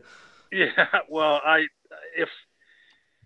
might be singing it, but I'm gonna make a video out of it, but I might have somebody else sing it because I'm. Yeah, did you see PZ saying that? Hey, well, I don't know why non sequitur is proud of having dumpster fires. I was like, because it's good entertainment and I enjoy it. What's wrong with that? Yesterday, there were some people who were. There was one guy that kept commenting on like the post I would make in Twitter, and he would say like, this is all in the the wake of all the other stuff. But he said, yeah, it's nothing going on over at Nonsec but dumpster fires. They're so dumpster fiery. And I'm like, you realize that I refer to it as dumpster fires, right? Like, you're not insulting by saying and it's only a small portion of it. Like, tonight wasn't a dumpster fire. No, I think I replied to him like, so Lawrence Krauss was a dumpster fire. Yeah. It would be like if someone called me a piece of shit. Yeah, you were in the middle of that. I remember that. Yeah, well, I think I started that. I must have missed that. Well, if there's a creationist or a flat earther in here, then yeah, it more likely the odds of a dumpster fire happening would raise considerably. I told Dave yesterday when I was on his podcast. He asked me to describe the show, and I think the perfect way to describe it is the perfect blend of PBS and Jerry Springer. And you can never get enough of the two, I don't think. They're both necessary in their own right. Well, I'm surprised that we have an audience that likes both, right? I mean, usually you have, and of course, there's some people that like one over the other. So you know, there's people are going to just watch the dumpster fires, and you know, that people are going to watch the educational ones. But there are people that are in both sets.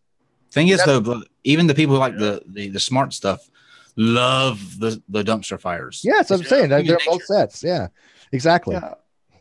I love the dumpster fires, and I love the good stuff. And so that's the core audience that we're cultivating, because they like the variety. They like the fact that one day they can get a shit show, and the next day they have Lawrence Krauss on. Hey, it's so funny. It's so funny for me to watch some people try to have this air about them, like, oh, I'm above a dumpster fire. How dare you accuse me? I'm taking the moral high ground by blocking everybody. It's like, no, shut up. You watch. Don't even pretend like you don't. I'm not above. I'm just, I'm the type of person. I'm not above admitting that sometimes you just need a break from the serious. We talk about a really serious subject, which religion and that sort of thing. It's heavy, it's deep, and it's nice to escape sometimes, even if it's escaping into a blazing dumpster. Yeah. I hate to say it, but I think that's your guy's niche. I mean, if you were Jerry Springer all the time, or you were PBS all the time, you wouldn't be what you are. I mean, and it wouldn't be as interesting. That's the variety is what I think is the strong point about you guys. I'm pretty, we've only been on for a little over a year, and we've had some pretty big names stop through. So I don't, the dumpster fires aren't distracting or, stopping too many people from coming on. But I just think it's so funny that certain people, instead of just going, hey, I don't want a certain episode. I don't want to watch a certain episode. Or I don't like the guest. Okay, fine. They don't say no. They say this. Oh, I didn't like the guest you had on. I'm blocking you because I am morally better than you. Oh, they go beyond that though. They go beyond that though. They not only do they say I'm blocking you, they then demand that others. Yeah, it's a little petty. Hey, you know what? I don't like this channel because who they had on. I'm going to tell everybody else to go block them. But that is in the past, and I am. We are moving on. We've never told anybody to block anybody. I mean, I've never said go block. I don't care what you listen to. If Lawrence says, "Hey, you know what? I love listening to G-Man. I listen to G-Man every day." Whatever. I watch Brett King videos every day. Like and he admits this. He admits this. You see this? Are you serious? God bless you, Kyle. I wouldn't have the balls to tell people that. I just couldn't do it. Yeah, dude. I think you like, to me. Anytime I'm feeling down, I'll put on a Brett King video because you automatically feel better about yourself. I'll go. You know what? At least you're not Brett King. It'd be worse. Yeah, at least you're not Brett King. Yeah, that's true. But here's the thing: like, watch what you want to watch, and don't watch what you don't want to watch. Exactly. Stop the drama. Stop these moral call to actions, and because we're all on the same team, whether certain people like to admit it or not, we're all fighting for the same end goal. I think in the long run, if we were to put the bullshit aside. Oh, I totally agree with that, and that's why there's certain channels I just don't really watch because I don't care for their format. It's not that their message is heinous to me or anything like that. It's just I pick and choose what I want to watch, right? And I don't begrudge anybody that thinks the exact same way as me, but I won't go, hey, I don't particularly like this channel. Go unsub from them, boycott them, don't give them platforms. That's just insanity. Because again, and I know I've already said this once, I really do think KC said it the best. If you have a channel that can actually repudiate these people that have bad ideas, what's the problem? Well, I think you have a responsibility to. And we do so. I mean, I'm sorry, but anybody who doesn't think that Kyle and I can take care of almost 99% of the conversation that comes up and the problems that come up has not watched our show. This is one thing I think we do excel at. Now, there might be times we might be outmatched as far as we need to get an actual expert in, which we have them at our fingertips. Like Brett King. But we don't normally have them on call, right? But we have the ability to. But like tonight, I think Kyle and I handled it, the moderation pretty well. I didn't say anything. Well, it's got toward the end and get a little stale, but. This is the last thing I want to say about this. And then, like I said, I'm going to leave it in the past. You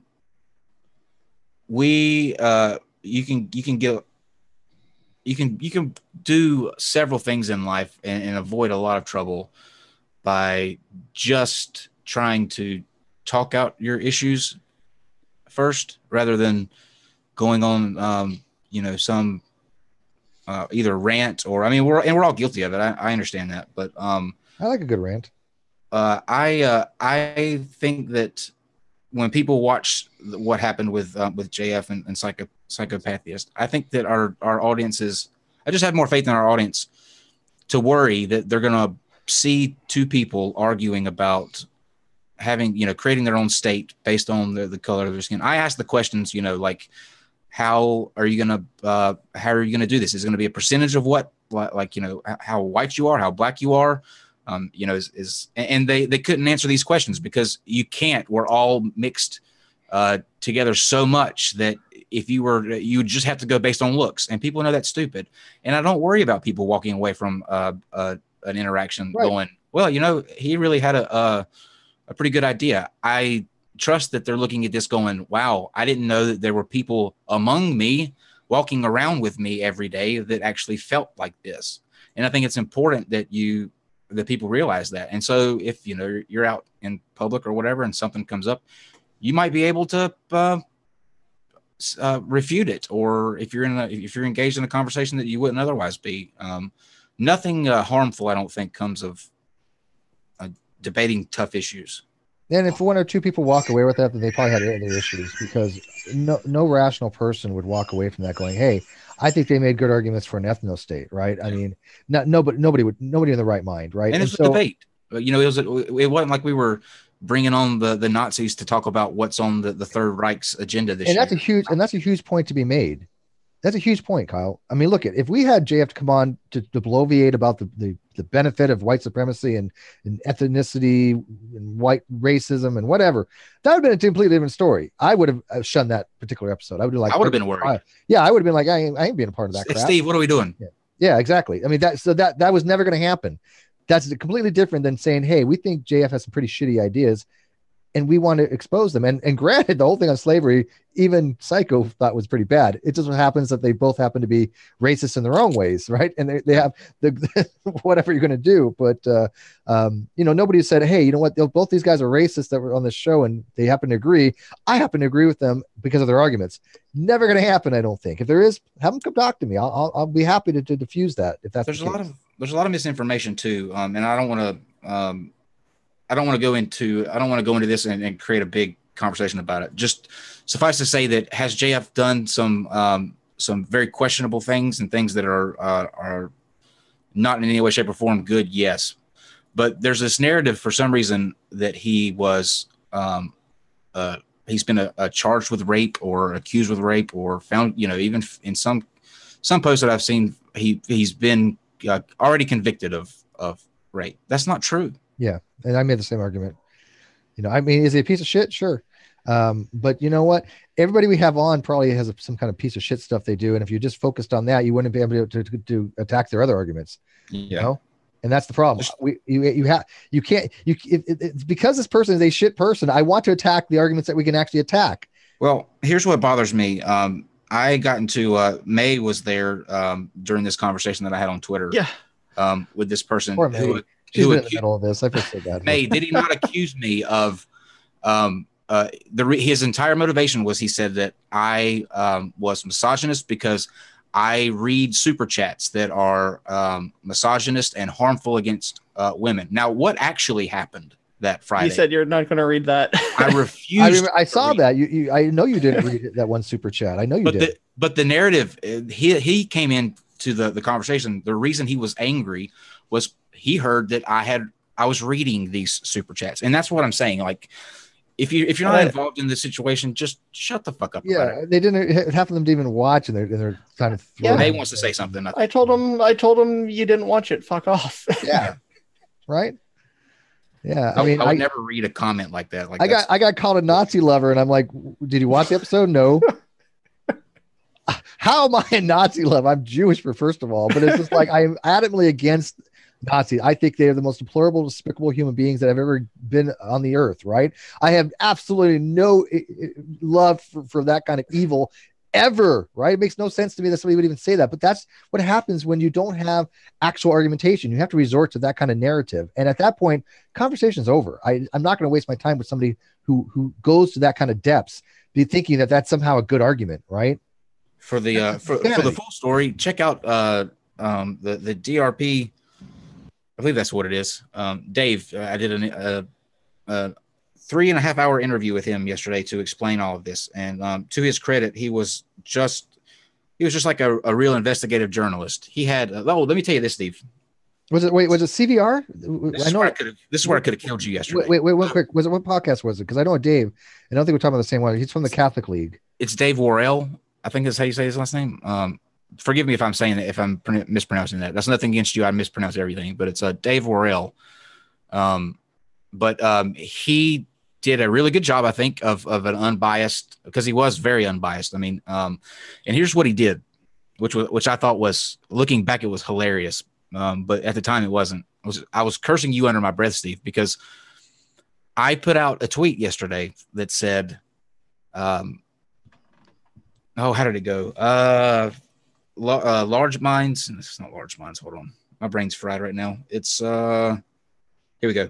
Strong minds discuss ideas. Average minds discuss events, and weak minds discuss people. Obviously, that is a very passive aggressive way of acknowledging the controversy that's out there. Well, he asked me about this. He said, do you is this something that you try to stand by, blah, blah, blah. And, I'm like, yeah, obviously I don't do it all the time, but, I try to surround myself with people who are having the strong minds and discussing ideas. And then he pulls up a tweet of you cussing out, what was his face? You called him like a fucking idiot. I cuss out people all the time. That's part of my charm. And I was like, "Oh my God, Steve!" But that's not disgusting. Look at. If I'm talking to Lawrence, I'm saying, "Hey, let's spend 4 hours talking about this one person." I've done that before. We've done it before with Dane Esme and a few other things. But as a whole, there's a lot of people in our community that I just don't mention. I'll talk about some ideas that they have discussed, but I don't mention them by name. Really? So it was just funny because I would definitely call people idiots. Yes, because he said, "Is this what you mean by large ideas?" I was like, motherfucker. Look at people. Some people are just stupid. We have to accept that reality. I'm sorry. You can't just pass it off as saying, look at, there's a certain amount of people that we know that we don't think are dumb. They are. I mean, you really think G-Man is intelligent? Because I sure the hell don't. And there's a lot of people just like that I place on the same level. They're just not smart people. Great numbers. G-Man is one of those people to just deny like reality. Yeah. So he was talking about us the other day too. He said that we wouldn't. He called us out, the atheist experience down in the Drunken Peasants, because he went into another one of his. If it wasn't for the money, you wouldn't see us. Christians don't go in their rooms, because as soon as you do, he actually pulled the figure. Get this. He said, I show up on a atheist channel and they're making $25,000. What? What? Yeah, Steve's a Christian. Steve's persecuted. We don't go after people because they're Christian. I don't know where this narrative ever came from. Yeah, it comes from a specific branch of Christianity that's evangelical fundamentalist. It has a very paranoia persecution complex. Yeah, but they outright lie about it, dude. Steve, you sound very excited to be here. I'm always glad to be here. Well, Steve, it's partially that part people do lie about it, but it's also a lot of them are actually convinced it actually happens.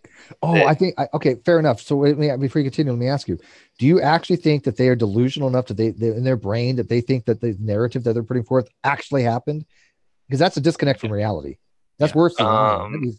That needs mental health, maybe. Evaluation. Well, people do that almost every single day. It's not just isolated to religious groups. It's people who suffer from PTSD who are convinced that everybody is a threat to them. Oh, I agree. But PTSD, you can get some mental assistance with. If Christians or evangelists are saying that, for example, Kyle and I hate Jews or hate Christians or whatever, they know anybody who watched their stuff knows it's not true, right? You're Jewish. Yeah, I watch y'all stuff all the time, most of the time, and yeah. But they have said I hate Jews. Kyle, look at the Red Pill Religion.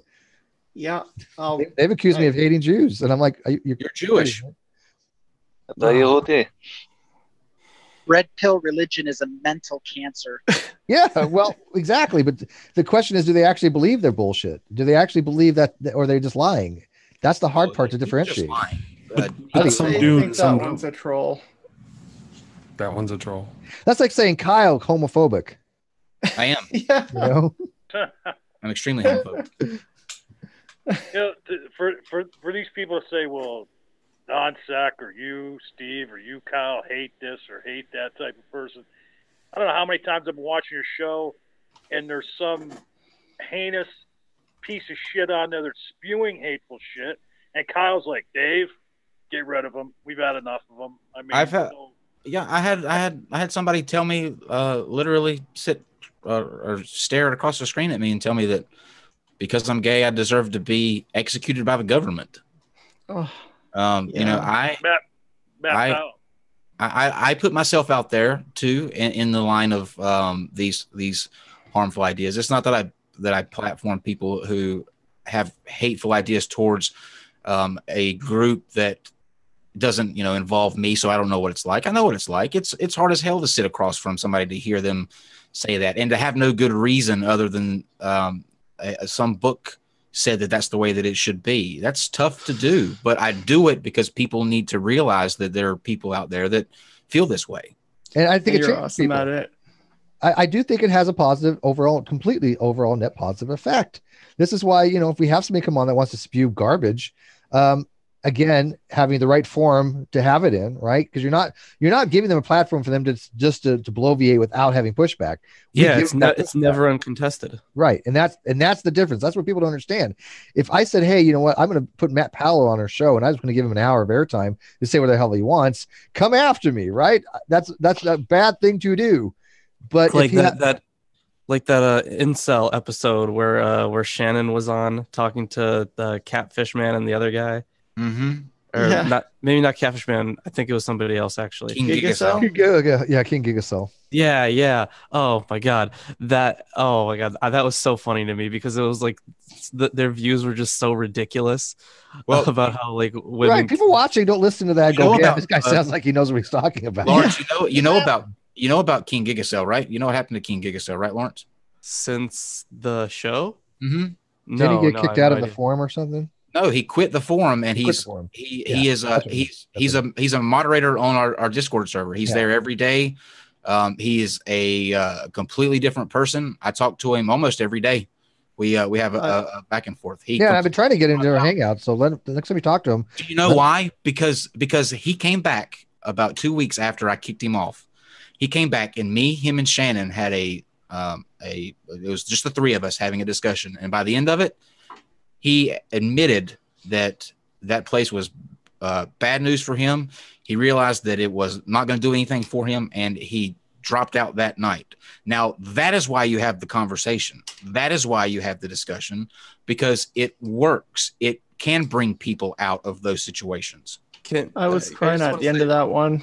Yeah. Can we just all have a round of applause for Kyle and Shannon then? Yeah, no doubt. Well, I mean, it's funny. Every day it seems we're getting comments and people telling us, thank you for your show. Thank you. We didn't know about these things before. We've learned this, and it's a community thing, right? I mean, they watch us, they watch Aaron, they watch even the Eighth Experience, whatever show they watch, they've learned something, and it takes a village. Now, we all don't have to agree on certain things. Lord knows, Matt and I, Delano, we don't agree on certain things, but I even that was respect for him. He does good for what he does. I mean, he's a great orator, and he knows the topics pretty decently. Oh, go ahead. Well, I was just going to say that, but people, they'll listen to a whole bunch of different things, and they'll take a little bit out of each one, and they formulate their own opinion. They go, yeah, you know what? I have literally had people tell me they used to worship Ken Hovind. Now I think he's a piece of shit. And it all came from like the beginning when Aaron and Ken had their first debate. They said, damn, this guy Aaron, he smoked this Ken. What the hell? Lawrence, I was one of them. You know that, Lawrence, I don't know if you've heard, but in some of our newer intros, we have a radio voice that says, and now here are your hosts, Kyle Curtis and Steve McRae. That's King Gigasail. He's on Fiverr doing voiceover work now. Oh my God. Oh, nice. If you haven't seen How awesome is that? If you haven't seen that video, you need to go watch it. But he's a completely different person now. I talked to him, like I said, if not every day, every other day. Yeah, and get him in here, by the way. He's messaging me, and I told him, my hangouts are kind of spurious right now, but I've been trying to get him in. But yeah, Brian, he wants to get involved. But yeah, just think, like, if we had listened to a lot of people who were saying stop platforming these awful people because they have horrible ideas, he could still be locked in that that day-to-day, not having anything to look forward to, no real friends because all they do is shit on each other there on that forum. But instead, we pushed on and did it, and it actually, now it doesn't happen all the time, but it worked this time, and one is worth innumerable discussions. Oh, it happens dozens of times. You know what? It's more than one because there's successes that you guys don't even know about, probably. Oh, I'm sure. When you put that out there, that it's having an effect that you'll never know about. Brian G here, he was never exposed to this stuff till he came into the internet and watched our shows and watched other people's shows and he's like, yep. Okay, what? I mean, and that's what we're looking for. We're looking for people that have been isolated and have never been exposed to any of the actual facts that are out there and been told their entire life bullshit information, and they realize they can't support it any longer. Yeah, that was actually word for word. What? Hey, Kyle, what does King Gigasail go by on the Discord? Does he go by King Gigasail? Or? Red Moxa. Red Moxa? Yeah, REDMOXA. Yeah, somebody had asked, and this is a good question. How is his misogynistic things? Has he kind of gotten over all that? Oh, absolutely. Okay. If you go on our Discord, in fact, he will. It was cute as hell, actually. He got a crush on a girl and shared like how he was feeling about it in the general section of the Discord, just so he could get some like tips and pointers. But he's actively asking, like, what should I do in this case? And he's putting forth an effort, and it's a genuine effort. It's not a this has been going on for a little over 2 months now, and he is in constant contact. He's engaged on the Discord. Like, it's not one of those things where I'll make him think I'm doing this for a weekend and be done. I gave him I told him, I said, look, you do really good voiceover work. Maybe you should think about getting a Fiverr. Not thinking that he would actually do it, but he did it, and he's been doing voiceover work for people on Fiverr. Like, he's willing to take I just don't think he's really had the people that kind of backed him in a way. I think he got into a dark place and got down about himself, linked up with these incels, and there's no positivity there. It's all, this is why life sucks, and once he got around people that cared about his well-being and if he's happy, and tried to push him in a direction that would kind of aid in that, he's very appreciative of it. So it couldn't win any better. I wouldn't do a damn thing different. Even sitting there listening to all of that bullshit for the 7 shows we did, completely worth it. Yeah, let me read this real quick, Lawrence, and then I'll get to you. Some Matthew Bond said it, and again, this is what makes all worthwhile. I mean, this. I cannot ask for anything better than these kind of things. Matthew Bond said, when King Crocoduck debated Ken Hovind on Steve's channel, that was the start of me leaving. I started at leaving Young Earth Creationist belief. I used to be a big Hovind follower, shaking my head, still embarrassed about it. And you shouldn't be embarrassed about it. Ken Hovind is a snake oil salesman, but if we didn't do those debates back then, if I didn't say, hey, look at, and by the way, I hate to say this, but I do think I kind of resurrected Hovind from the dead. When he got out of prison, he wasn't going anywhere. It wasn't until I started having moderation of his debates, he started getting popular. And that'd be a pro and con, but I think it's done more good than harm, because I have not met one person yet, not one, that has said, hey, who's this guy Hovind that was on your channel? He really makes sense. I'm gonna go listen to him. Not one. So I don't know anybody that's had that happen. But I've had a lot of people. He's standing for truth from the Hovind boys before. Well, Ken Hovind doesn't really change his method of argumentation. He hasn't really changed that at all. He's just repeating the same script over and over again. Did after Arn. Yeah. What are you going to say, Lawrence? Go, Lawrence. Lawrence. Oh, so I was very curious to see if the Incel forum had anything to say about King Gigasel leaving. Mm-hmm. Apparently, they miss him. I'm sure. I'm sure they do. And then there was a comment here. This one was really funny. I miss him too. He became one of my favorite boyos after that interview with Kyle, and Kyle is in like a bunch of parentheses. I don't know how much of that is sarcasm, but I'm sure maybe some of them do. I actually it was supposed to start last month, but things got like crazy, and I had to put it on the back burner. But I'm going to. I bought the domain name a month ago. Excels.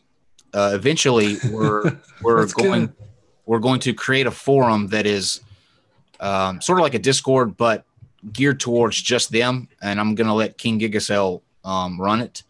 But it'll be a place where that kind of dark shit's not allowed, where they can come and still have their community without all of that negative, like go grab a rope and the pedophilia aspects of it.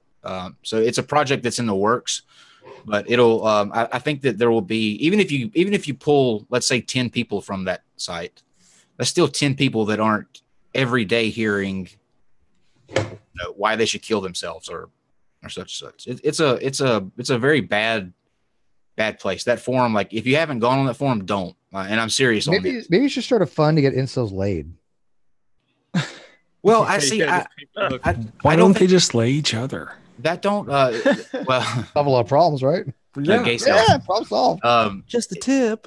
Like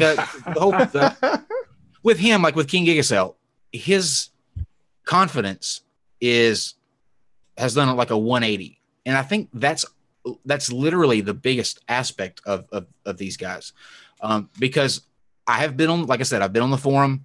King Gigasel, they might still be up there. You can actually go back and view pictures of where King Gigasel would post himself in the gym. You can't see his face, but you can just see him from the neck down.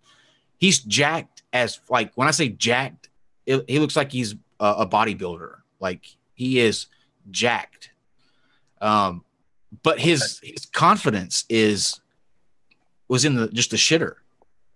And I think now that he's getting his confidence back up, he's not going to have an issue like he had. A lot of times you're your own worst enemy.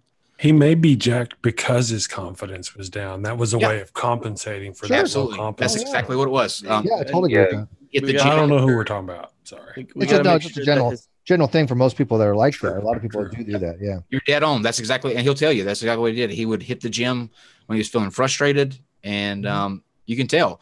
But I mean, he is jacked, And now that his confidence is getting back up there, he's not going to have an issue.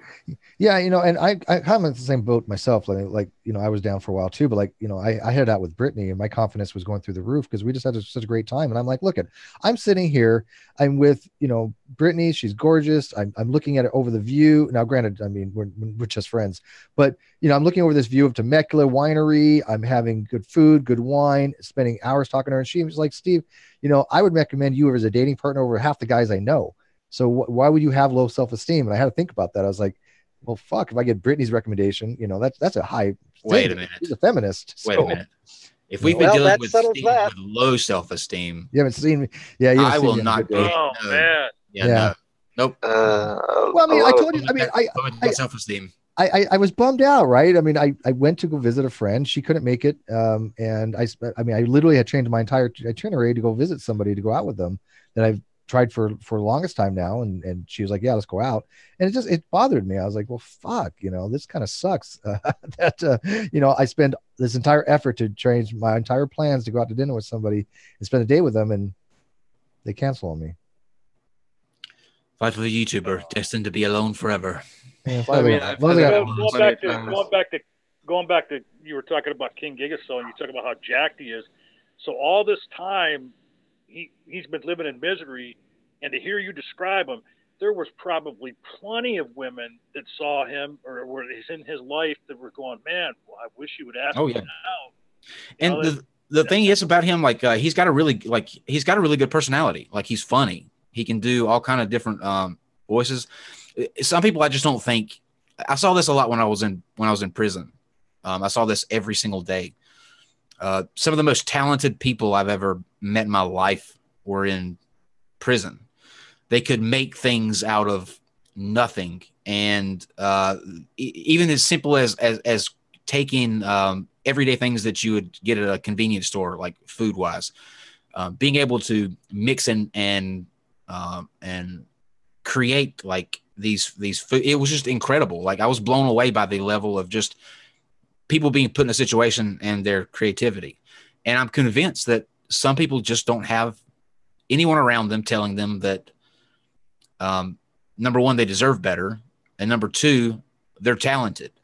They don't see it as a talent. They just see it as, well, I'm in here, I'm going to, do something with it. But the art that the drawings, they're just in situations, unfortunately, where there's nobody around them saying, wow, you could really do something with that.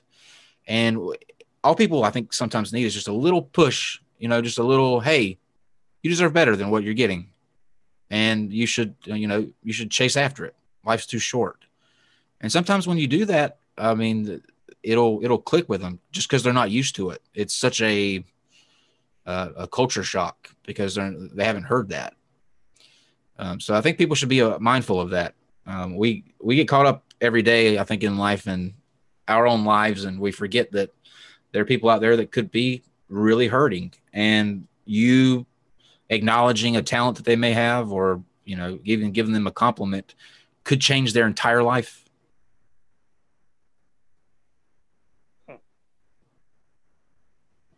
Oh, there you go. Where we I'd say a lot of people are hurting nowadays. A lot of times we just try to hide it a lot of the time. Sure. Absolutely. So Kyle, there's a question on the table for you. Okay. Manifold wants to know if Matt Pallett assaulted a gay person, would you have him on to talk about the environment or an unrelated topic? Would you agree to that? Because JF wasn't challenged on what stuff he did. I'm going to answer for me first because he asked me first, and then he asked you. But yeah, I told him I will. Let's say that he was a Jew-hating, Jew-punching, hated white people, whatever. Yeah, if I think that I can get Matt Power or JF on some bullshit that they put out there, I'm gonna have them on, even though they're shitty people that do other shitty things. But you can only address certain topics. You have to put aside certain things to be able to address. You have to. He must have not heard me earlier say that. He literally sat across from me and said, he wanted to die. I hate gay people. You should be taken by the government and exterminated, and assassinated. And then I had him back on after that. So not only did he insult a gay person, he insulted the gay person. Yeah, Well, I mean, and Matt Powell said that too, as if he was like ordering a sandwich at a deli. You know, like Sure. Yeah. yeah, emotion. very Yeah, that was emotional really about it. disturbing. Like I said, that was hard for me. That was hard to stomach. But I think that with his age and the fact that he looks so innocent and the fact that he looks so, not there, like there's no threat here. You need to have those conversations. You need to know those faces. You need to know that there are people out there that think this way. And if we didn't put him out there, if Skylar didn't put him out there, nobody would know about it. He'd just look like, a pretty boy college kid. No harm here. Yeah, and like, do you remember, what was the name of the couple that we had, the trans fam? I wasn't here for The that. Cummings. The Cummings, thank you. I mean, May would have had good pushback for that. We do grant that, and we probably, in hindsight, probably should have had you on. Okay, we'll take the hits. Okay, but you weren't out there going, you know what? I don't like what these people are saying. I think they should be deplatformed. You never said anything of the sort from that. No, I was. Did you feel that Kyle and I did not give them the appropriate amount of pushback? Okay, so it was Jim. It was Jim. That's right. Okay, Jim and I. They ended up hating Jim, so Jim gave him a lot of pushback. But we addressed the topic that was at a hand, right? Now, if we would have had them on and all they would have been saying is some visceral hatred toward trans, then somebody would have had a point, right? They would be like, Steve, what the hell are you doing? Why would you have to make someone on just to espouse crap for an hour? Because that would be not what we do. We want to expose bad ideas. So yes, did they have some bad ideas? Yes, and we exposed them. Yeah. They have a lot of bad ideas. They're anti-vaxxers too. Ignoring the bad ideas doesn't make them go away. I'm sorry to tell you that, but it doesn't make them go away. But to an isolationist, it does. And to an isolationist who says, look, I don't want to be around that stuff. That's fine. Anybody can have this prerogative to do that, because you know why? They don't have the skill set to attack the bad ideas. So what they do is they try to isolate themselves from it. Watch Telltale Atheist's latest video with Shannon. Great. Oh my God, it's so good. Oh yeah, so me too.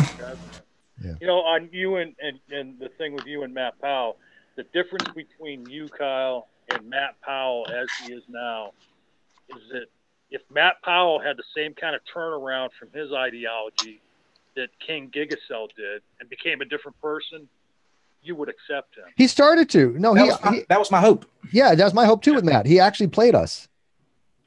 Yeah. That was my hope. But we thought we were making. That's why I kept in contact with him. I thought we were making some sort of progress. I still question to what extent he genuinely believes that. If you had to get my unfiltered, maybe it's just me thinking the best in people, but I think he's he's from a small southern town, small church. His probably his whole life's connected into that church. All his family's community. He's got to seem like he's carrying that battle flag and that banner, so that there's no shunning from everything that he knows. Because I don't think I'd like to think that no one can be that comfortable with espousing that people should be killed based on who they love. Even Christians who believe that that's the way that it should be, still you'll see them flinch when bringing that up, or when you ask them, hey, do you think that people who are gay are going to hell or the abomination? They'll be like, well, I don't like to judge, or I don't, I'm not God. You see that kind of hesitation to agree. But with him, it was just a dead cold. Yep, exactly what should happen. Well, and I don't think it's genuine. I got to tell you, and I have no way to validate this. This is a unsubstantiated belief of mine, but I do believe that Matt Powell probably would have been a lot bigger and a lot more people that have known who he was, and a lot of people that have followed him, had he not been on the shows he'd been on, like ours and Skylar Fixture, that took him down. I do honestly believe that he would have gone unchecked, and he would have been the next Steven Anderson. Yeah, he would have been another Steven Anderson. Yep. Yeah. General Han Solo sat down and talked to him about it, and it was just 1 year out the other. Yeah, I believe the counterfactual would have been the case that had we not platformed him, it would have been a hell of a lot worse. Well, guess where he spends a lot of his time? Brett Keen's hangouts. Yeah. Wait, Matt Powell? Yeah. Yes. What? He's in Brett Keen's hangouts all the time. Oh, Brett Keen loves him. Thinks he's the next rising star. So what does that tell course you? he does. Did I tell you guys about the time I went into a Scum Brett hanging with scum. You went to what? Did I tell you guys about the time I went into a Brett Keane hangout? And you live No. to tell? I don't know. I've been in a lot of Congrats. Brett King hangouts back in the day. No, this was a kind of recently, a few months ago. So it was, I saw that he was streaming, and I was like, okay, I'm gonna go into this hangout and see if I can make any progress, because I was like, maybe, just maybe, I mean, a part of me obviously knew that I wasn't gonna change his mind on anything or even get him to think about things, because it's Brett fucking Keane. But I tried anyways. So I went in there and started talking about just the history of the Bible, like some of the things that shouldn't be in there, stuff like that. The stuff that I actually know about. And he was just kind of listening, and he said a bunch of inane things. Then he went onto my channel during the stream and started listing off the names of videos and then saying things that were completely unrelated. Well, Lawrence, did you know that atheists use VoteBox to downvote videos? Make sure you check out games you love. Yeah. So I was making my points or whatever, and after I left, he immediately was like, that guy thinks he's so slick. I've seen him in a few hangouts, and he's just a shitty person. He's just a nasty human being. I'm like, oh my god! If you want to, Brett King calling you a nasty human being. If you want a reason to kill yourself, like if you're looking for a reason to contemplate ending your life, which I did yesterday, he had Pillbox and Von Helton on Jesus to discuss flat Earth, and Jeff Holiday and Billy the Fridge were in there, and it was just no way. I was like, oh man, I'm about to find out the answer to this.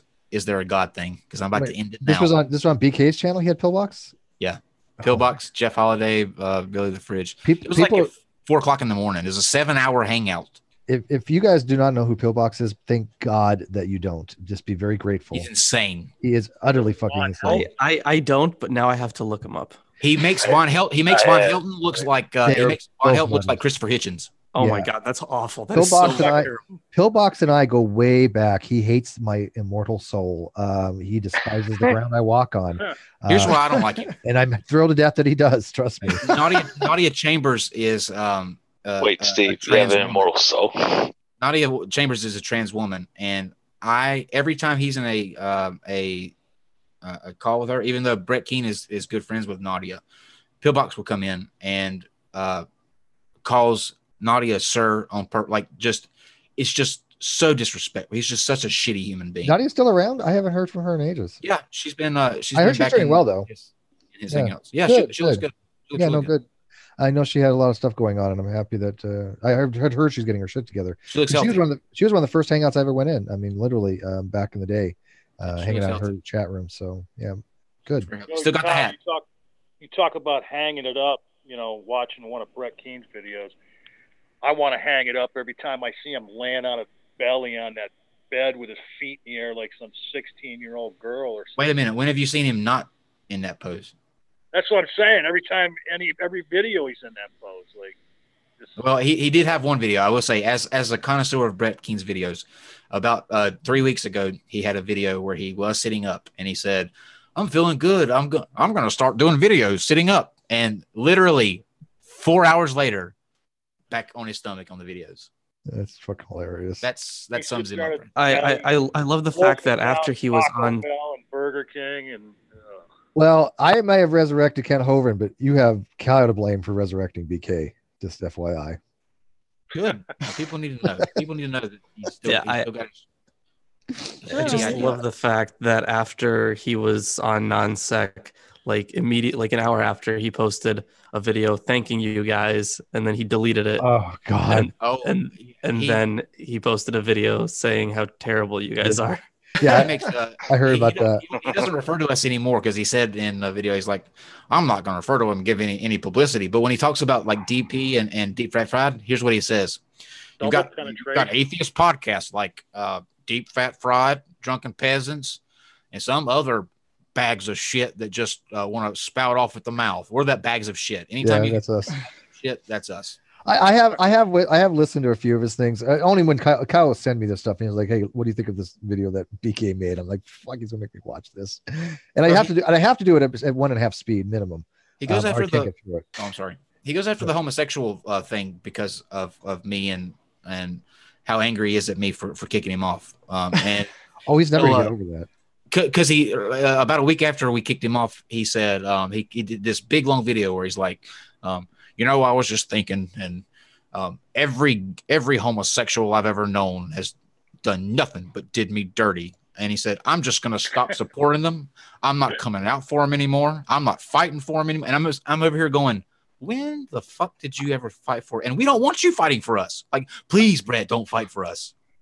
I don't know any homosexual who would do him dirty. Oh, Lord. That's bestiality right there. Do me dirty. Well, on that note, I'm gonna head off here. Yeah, because you're gonna go look up manatee porn. Good night, everyone. Yes, I am. Imagine making love to a manatee. Oh no, God, I'm ending this. I'm done. That's gonna be a great image for me later. Yeah. Okay, now we're definitely. Anyways, good night, guys.